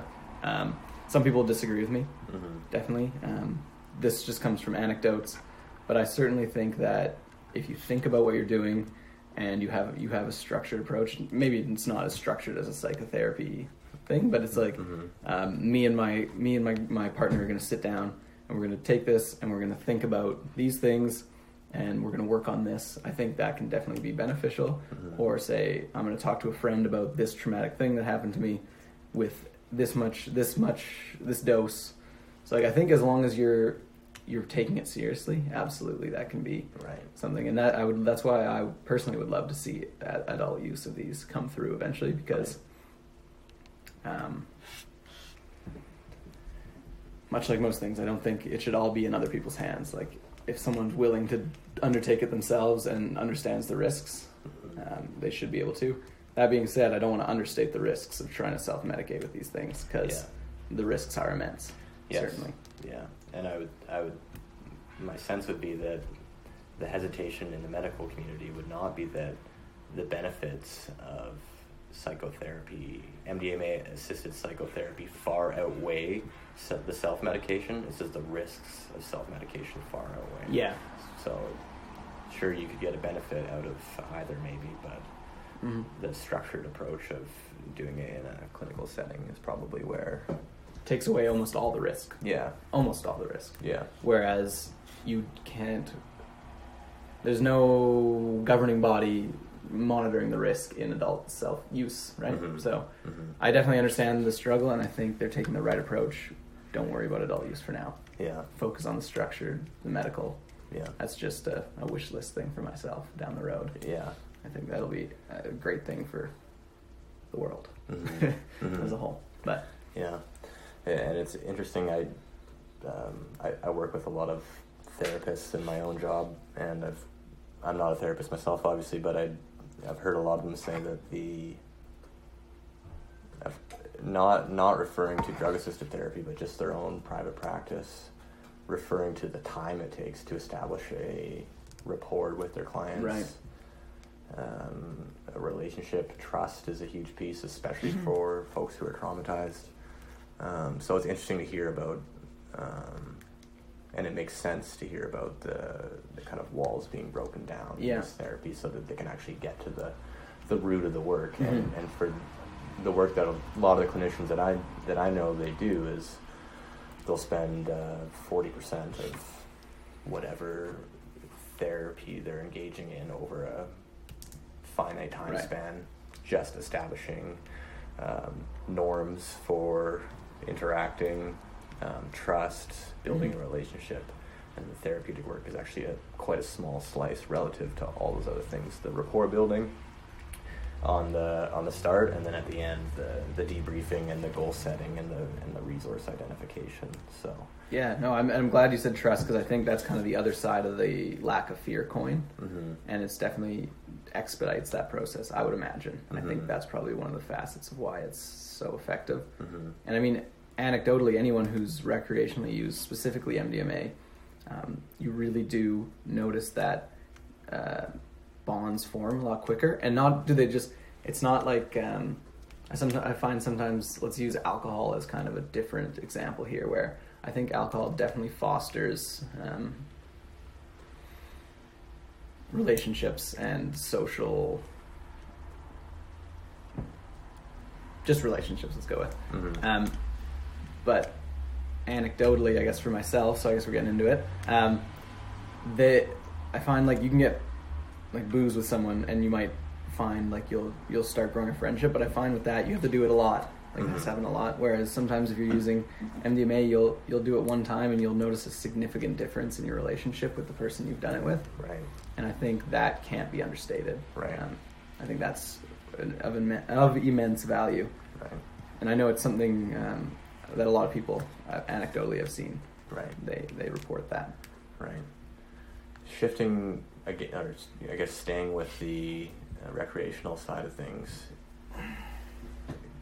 is there some value to the idea of doing less than more, because you might not take away as much if you're like in this state where you're completely off your mind and you come back to being sober, and the two experiences are so far between each other that you can't take something back almost, as opposed to doing a microdose, let's say, right, and being more, still having that familiarity with your day-to-day. Absolutely. I think that's interesting and worth a lot of study, because you see a big shift, at least like in online communities now, from like blast off or psychonaut culture, where it was these people who were just, they wanted to try everything, high dose, they wanted ego death, they wanted like feel pure oneness with all living beings, that sort of thing.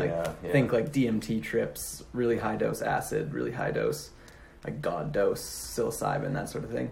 And you see a huge community, as you say, of microdosers now, and they're just living their normal life on sub noticeable doses of psilocybin or LSD primarily. So I think both are good, personally. Obviously you don't want to be in an alternate dimension every day of your life. But I think it just depends on what you're looking for and what problem you're trying to solve. So just like any tool, if you took it's like a spork, basically. You can use the one thing to like, spork's a terrible example, but but basically you can use the same compound for very different things. So if you're having trouble, like you're over prideful and you're having problems with that, and you're trying to find a way to to get around your own ego or outside of your own head. I think those high doses can certainly help there. Or if you're stuck in really negative thought patterns, those high doses can reset things. Right. I don't know. I don't know the technicalities there, just because the research hasn't been done, right? But there's a lot of anecdotes, and like, I was doing this terrible stuff, and then I did this high dose a couple times, and now I'm good. Whereas if you're things like, oh, I'm anxious all the time, maybe you want to look at your low microdose, but on a schedule of psilocybin. I know psilocybin specifically has been really effective for people with anxiety, depression, and lack of focus. Right. I don't know if that answers your question. Yeah, it does. Okay, yeah, cool. Especially the benefits that you might get out of doing a higher dose. Right, because that's what I was really curious Yeah, about. it's not necessarily obvious, and it feels more like people just playing with getting fucked up. Right? Exactly. Yeah. Whereas that's where I find a huge difference in the psychedelics as opposed to other psychoactive compounds like stimulants or depressants, that sort of thing, or anti-anxiety is you can get fucked up. You can even go in wanting to get fucked up, nothing else, and you might have a really positive experience. Or I'd say there's a likelihood that's significant that you might have a positive experience that will have ramifications elsewhere in your life. Whereas I don't think that's the case. I wouldn't say likely for things like alcohol, high dose alcohol. I wouldn't say that it's likely to have positive ramifications in your life. Yeah. Like a single experience of high dose of ethanol, it's probably not gonna sort you out. You know what I mean? Yeah. Yeah. So it's like, and even if you have the same intention going into those two experiences, what I'm trying to say. Yeah. So maybe I just see 7 grams of mushrooms. I'm like, yeah, let's get fucked up. I might experience ego death, and then start changing how I think about different things in my life after that. Whereas I'm just gonna puke and black out if I have the equivalent alcohol. It's kind of almost a challenge to hedonism in a way, because for as long as philosophy's been alive, there's basically been this pretty established wisdom that like hedonism is going to be a bad thing for you in the long run. Like, stop pursuing pleasure, or in your words, wanting to get fucked up. Yeah. Because it's not going to work out very well. But like, I think what you're saying is that there's a chance, if done properly and maybe structured, that doing a high dose and pursuing that like experience that can be really pleasurable actually won't necessarily have a negative consequence in the long run, or could even have a positive one for you. Absolutely. The hedonism is an interesting point, because it's like pursuing pleasure, because high doses of these things are not pleasure. That's true. Yeah. Which is it's an interesting thing, right? That's a good point. Yeah. And so this kind of ties into something that how I like to think about some of these things. And it's like, it's very much, parts of it might be a bit of pleasure, but I think overall, when you take these really high doses, especially if you're not like very, very weathered, it's not going to be a pleasant experience. Not to say it's not going to be valuable, but it's certainly going to be difficult. And I think of those experiences, like a lot of people, that's what keeps a lot of people out, right? Is the bad trip story. Every trip's a bad trip, but every trip's also a good trip. Yeah. People don't, you need to understand it's kind of like going to the gym for your mind, I think. It's like, you're going to go there, it's not going to be a good time. You know it's not going to be a good time. Or you know parts of it aren't going to be a good time. Like, I like doing bench press, right? But I hate squats. But I do it because I want to feel better the next day and in a year from now, and I want to live 20 years longer than I might if I don't do those things. Right. So I think of these high-dose experiences almost as exercise for your mind at times. And it's like, if you go into that knowing that, well, no, you're going to be uncomfortable sometimes. But if you're able to take a deep breath, pull yourself back to reality from there, not only will you be stronger for it, but I think that, and this might be where a lot of the positive benefits come from, you're going to fucking appreciate how nice reality is after you get back from those things. Yeah. It's like, oh, there's all that shit there, because really, what is it? It's still real. It's just, you've got a different mix of chemicals in your brain. Yeah. So say you had a tumor pressing on something that caused an overproduction of something, that might be your reality. It's conceivable, right? And so when you come back to, I mean, I can't know what anyone else's is, but I'm assuming it's pretty similar to what mine is. that's a rabbit hole there anyway. But, Jesus. Whoa. Easy. But it really makes you appreciate, much like, this is a crude example, but you know when you get a really bad stomachache and you have to take a shit, but it's hard to take the shit. Yeah. But once you take the shit, it's like, oh, and you just get flooded with, like, I think endorphins are the class of compound. It's like similar to what makes you feel good after a hard workout. Yeah. But it's just like, after you feel a bunch of pain, your brain's like, well, you made it through the pain. Here's all this nice feeling. Yeah. So, yeah. High dose psychedelics, same thing as taking a nasty shit. Yeah. That's all I'm getting from this conversation. One last thing, I guess, before maybe we wrap up this conversation. That's a really interesting point that you make, because I think at a surface level, it's easy to think of psychedelics as an escape from reality. Mm-hmm. But I think you could actually argue that in a lot of ways, compared to other drugs like alcohol or like really anything you do to minimize pain, like heroin. Yeah. Well, just to say, non-psychedelic drugs that are commonly abused. There's a tendency to classify psychedelics as an escape from reality, but I think you can make the argument that it's more realistic in the sense of what you just said, where you are experiencing pleasure and pain. You're not necessarily numbing yourself from experience, far experience, from but the you're opposite. actually the opposite. Yeah. Which is interesting. You might not be experiencing reality as you regularly know it, but you're certainly... It's still reality. It's just it's essentially a different version. Mm-hmm. Like, you've changed the TV channel from a Western to a fucking murder mystery. Yeah. Right? Yeah. I think that's a good point. And a lot of the actual, like, technical side effects are increasing acuity of different things. So, for example, psilocybin increases your visual acuity at low doses. Right. And so, basically, I think high doses start to tweak your mental, or, like, I don't want to get too woo-woo and be misinterpreted, but basically mental facilities get increased or decreased, but you become much more acute or attuned to X, Y, or Z. And I think that really is what a visual hallucination is, or an auditory hallucination is, right? Some part of your brain's getting shut off, but some other parts, like the floodgates, are opening up. Yeah. Yeah. Cool. I'm aware that we're teetering very close to rabbit holes everywhere. Yes, go we in this are. Conversation, so I'm going to use the washroom, and then maybe we'll move on. Absolutely.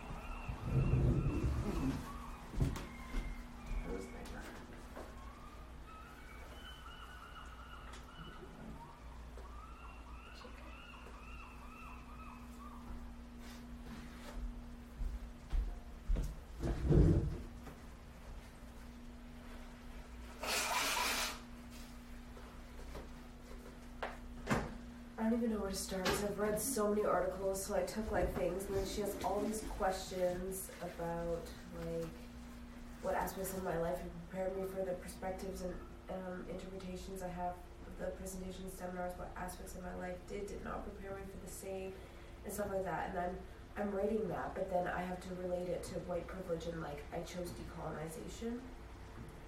I don't know why I'm like. Well, don't worry about that for now. Just keep writing. Okay. Just keep writing those things, and we'll figure out later how we can tie them to those things. Okay. And we'll also figure out what we can trim down to. Okay, because I'm gonna have to incorporate the articles, but right now I'm talking about my own experiences. So am I gonna have to cite that? Like, No. okay. Just keep Okay. keeping me on the page. I'm just gonna hit the bathroom too, sorry. No worries. And I think I got a question for you after. All right.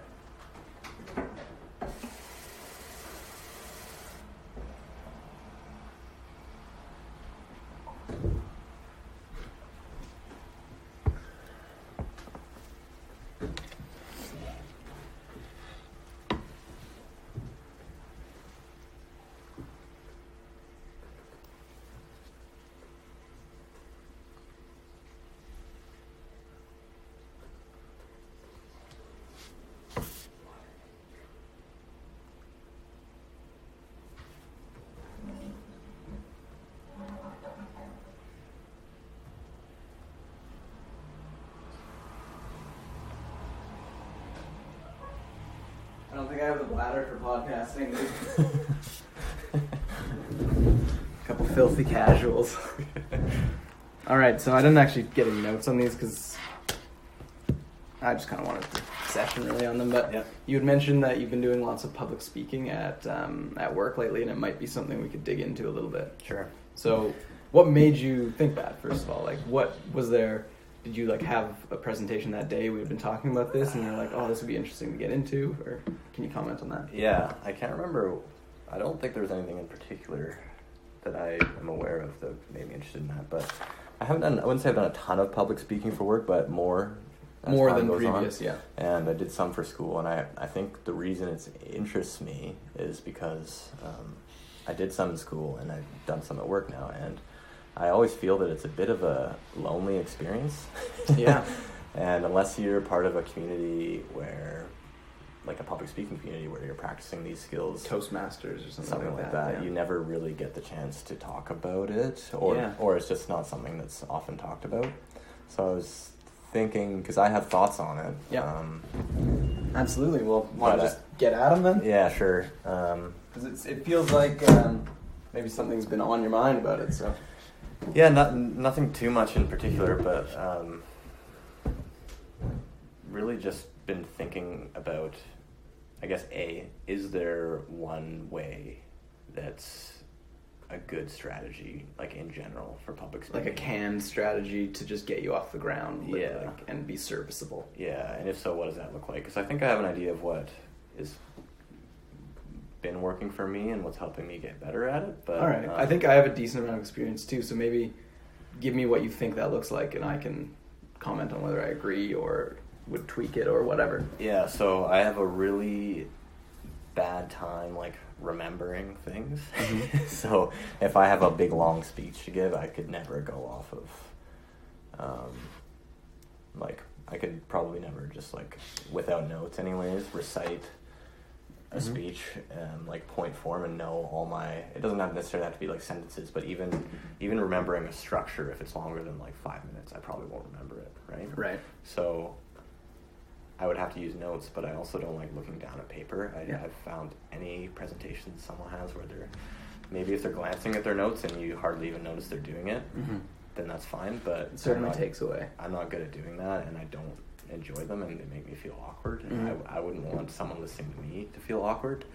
So for me, what's working is just kind of knowing my subject inside and out. Like I don't feel very comfortable speaking to an audience. Like this is different, we're just kind of riffing and having a conversation, but I don't feel comfortable speaking to an audience of more than like 5 people if I don't actually know what I'm talking about, feel like I have value to add for them. So I think for me it's like I gotta be talking about something that I actually know something about, right?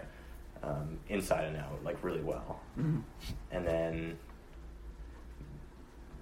I could have a loose structure in my head for what I want the conversation to look like, but in terms of specific points, I don't really want to map them because I feel like I'll just forget them and then I'll get nervous about forgetting them. So I feel like A, knowing your topic really well, and then B, just knowing where you want people to learn, like what you want people to get out of it, mm-hmm. and going from there. Like that's really wishy-washy and doesn't really give a good answer for like what's been working for me. But I think in general, like a lot of people really rigorously plan their public speaking, which might be good if you have something that's like really, really a big deal and you have the time to practice it for months and months. Yeah. But like if you, let's say 2 weeks out, you've been told you have to do this thing for work or whatever it is, and you don't have the time to prepare for it, then like I don't think it's worth reciting and practicing and all that stuff. Like you could maybe practice once or twice just as an exercise for being like, oh, that idea doesn't even make sense. Right. Not necessarily delivering, but just almost hearing your ideas and testing them. So I just, maybe I can't give it a definite answer to what's working for me, but what doesn't work for me is that rigorous structure and planning into speeches, because I feel like it's either really awkward because you have to read off a page, or I'll just forget everything. I'll get nervous and forget everything. Yeah, no, I think that's a great point, and that should be avoided when it can be. I think there's definitely two main like styles and types of presenters, and it basically is that more conversational versus the rigorous, and we all know which one's better. It's the for me at least, it's the conversational. I think even if it's a very technical and important talk, I've obviously this is opinion, but I've found that when it feels like the person's telling you a story or having a conversation with you, regardless of topics, regardless of prestige, I suppose, I still find those to be better, just simply because the audience is more engaged. Yeah, I think like I got some advice when I was doing my master's, because we had to present. Part of it was you had to present at conferences. Right. So you had to present, and it was your own research. So we had the advantage of we knew it in and out, or like I knew it very well because it had been the project I was working on. Yeah, I wasn't a great public speaker going into that. Two things that helped, apart from actually doing the conferences, but like helped get to the conference. I think TAing, so I was teaching. That kind of ties back into our BJJ conversation, where it was like the familiarity with a situation made me much better in that situation. Yeah. And so it was simply, you don't think of teaching as public speaking always, but it really is. You're public speaking for 3-hour lab periods, basically, to a group of 25, 30 kids. And I mean, it's lower pressure because like you're the teacher, they have to listen to you, right? But I think the familiarity and just being in the situation, that helped. And then also I got some like hard pieces of advice from my advisor as well. Right. And those were essentially what you say, avoid writing things down in like a rigorous, structured way. And then, so as far as actual practical advice that I was given was basically make a PowerPoint for any presentation you're going to do, because you can interact with that visually, and you can essentially hide those more structured mannerisms in a presentation. Right. So you can have on your slide a graph and one sentence. You never want really more than one sentence of text. You want to say it, but you have the idea there, and so you distill your idea about what that part of the conversation needs to be around, and then, as you say, you know your subject so well, and then you have that prompt of the idea, or just simply a graph even that contains the idea, and then you're able to, even if you forgot everything, if you know it well enough and you're not like having a panic attack, you should be able to spit out at least a coherent chunk of speech, right? And then I found that really helpful because I could actually hide things in the presentation. And so instead of looking down at a piece of paper, I draw everyone's attention to this graph. Yeah. And that gives me a chance to actually look at the word. Yeah. And so that was a really good piece of advice. And I don't think by no means is it rare or groundbreaking, but that was something that worked really well for me. Helpful though, yeah. Yeah. Yeah. I think the familiarity too is important, because you mentioned TAing, which isn't the same as public speaking, but you're conversing with people. And I think the difficulty for me when I was in school was like, I just didn't talk to people that often. Right.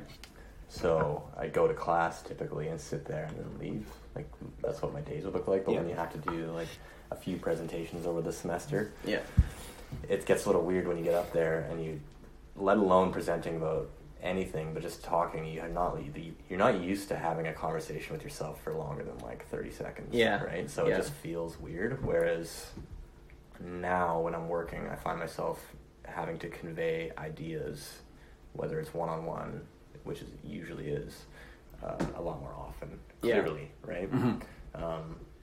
So I think if anyone were to not be in that position, and if I wish I had known this earlier, because I probably would have, maybe I wouldn't have, but I'd like to think I would have put myself in more situations if I really cared about those presentations to just practice speaking about ideas clearly. It doesn't have to be about the same thing.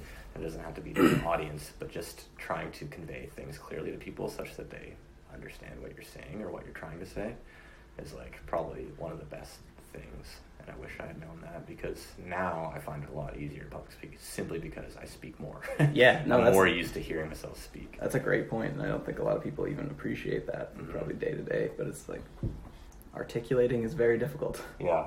Like putting large chunks of text together that are continuous and have continuity and make sense. That's no easy thing to do. Mm-hmm. And I think I agree. I think work definitely helps. I think we probably both work at places where there's lots of small teams or individuals that need to interface together to make the larger goal happen, right?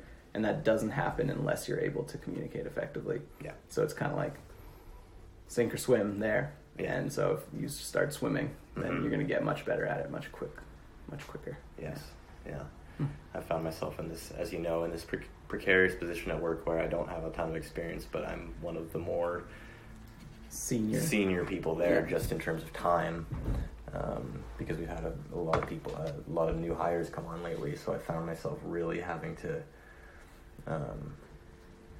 explain things clearly and put myself in the shoes of someone who's coming in with a lot less of a background than I am, which is really, really useful. But it feels weird because I don't have a ton of experience in the first place. But it's good practice because it forces me to A, understand things better, and B, communicate them clearly. So. Yeah, definitely. I think I understand that well right now just because, at work we're trying to roll out that product. So right now it's a lot of training and it's similar in that it's people coming to a thing that I know a lot about, but they don't know anything about, and they won't unless I'm able to articulate that clearly. So do you find you do anything to prepare for those little meetings? Like, do you have a conversation with yourself? You mentioned you get into the shoes of someone who doesn't know. Do you, even to go a step further, and maybe have consciously or subconsciously have a little conversation with yourself as though you are both the person of knowledge and the person who's looking to get the knowledge? Just in terms of like a conversation with somebody? Or even, I'm thinking, an example, like if I have an important meeting, that's training coming up, sometimes I'll just sit in my office for a little bit before and just think, like, okay, if this comes up, I'll say this, and this is how I can explain this. And sometimes it'll be while I'm doing other things, and it's just kind of in the back of my head. Yeah. Do you find yourself ever doing that, or do you kind of just jump into it? Not really. I do note things that I think are important that need to be said. Yeah. But I try not to get too much into the game of trying to think second degree thinking of what might this person say and how might I respond to that. Right. Okay. Because it just overwhelms me. Yeah. So I think. Yeah. Go ahead. Is that kind of what you meant by that? Yeah, it is, and I think that's probably a case of specific to this training thing that I'm working on. I think that I'm probably overweight on that contingency thinking because it is a hard product that only has so many things that can come up. And they effectively need to know those things for next Wednesday when we turn this on, right? So I think that's probably a difference. That's where we're different in the preparation there, at least for this project. Yeah, that makes sense because I'm usually either speaking with a couple people in our organization who are very, very experienced, have a lot of years of experience with the organization, with the work we're doing. And then others who I mentioned before are just coming in green, and I'm kind of in this middle area. So I think conversations are far less predictable because for the people that have a lot of knowledge and experience, I'm learning a lot from them, and I don't know all these different details that might be floating around when a particular conversation is happening. So it can go in many different directions that I might not even have been aware of going into it. Right. Whereas, and then with a newer person, I'll think the conversation needs to go in one direction, but then it'll quickly become apparent that the person is interested in knowing about another area or something else isn't making sense to them. Right. Yeah. If that makes sense. Absolutely. So, yeah, I think it's all to say that it's less predictable. It sounds like than the conversations you're having at work. Yeah, I think that's definitely the case because you're dealing with a program and people, whereas this is just a tool we're rolling out that does X, Y, and Z. Right.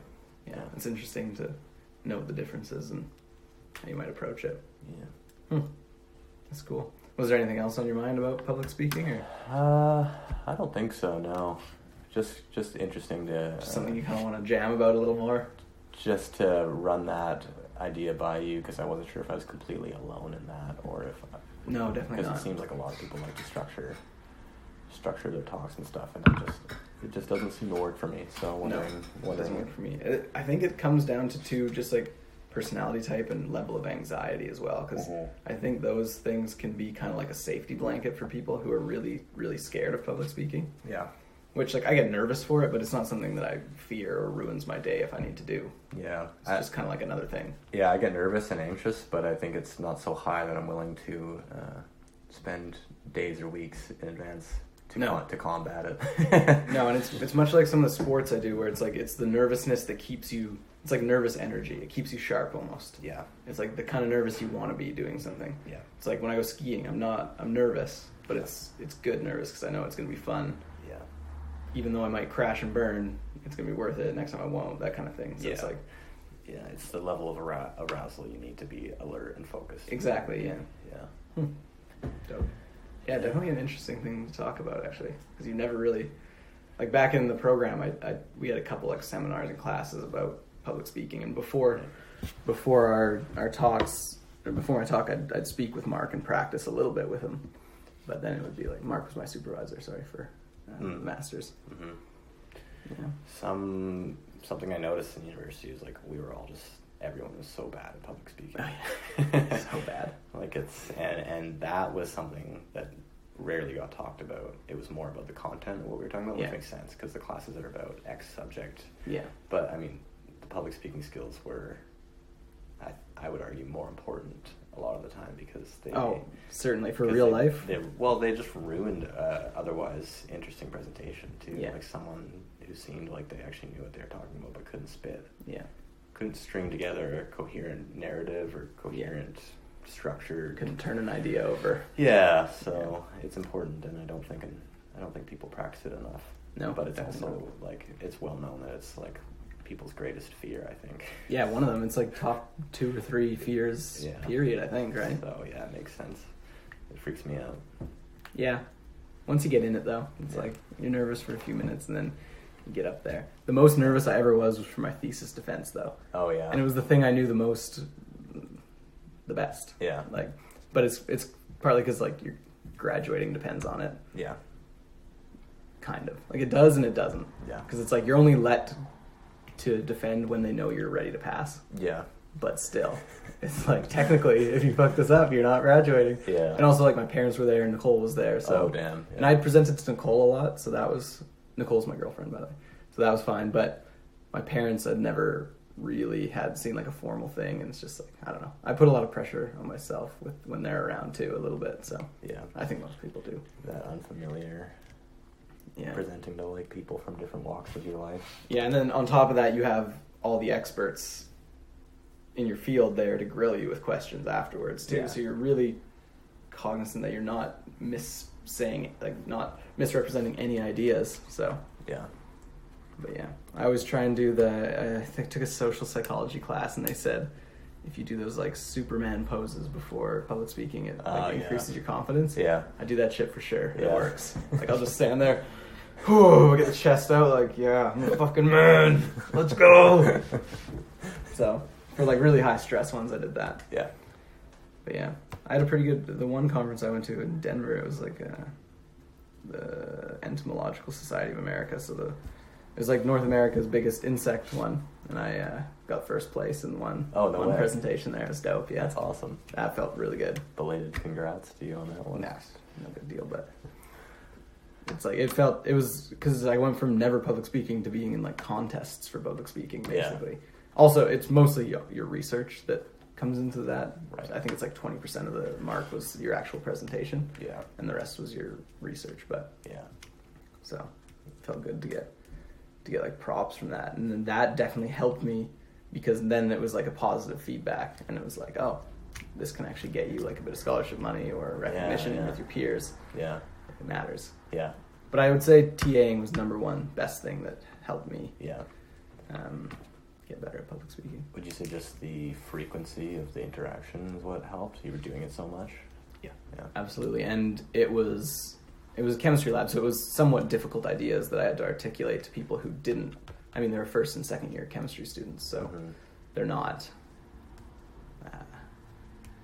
always intellectually too, like, they don't just pick it up like a snap. They're not fourth years who know all the basics already. Yeah. They're learning the basics is what I'm trying to say. Yeah. Yeah. And so And as someone who had a loose grasp on the basics himself, Yeah. trying to learn that, it was incredibly good for my chemistry basics and my public speaking. So Yeah.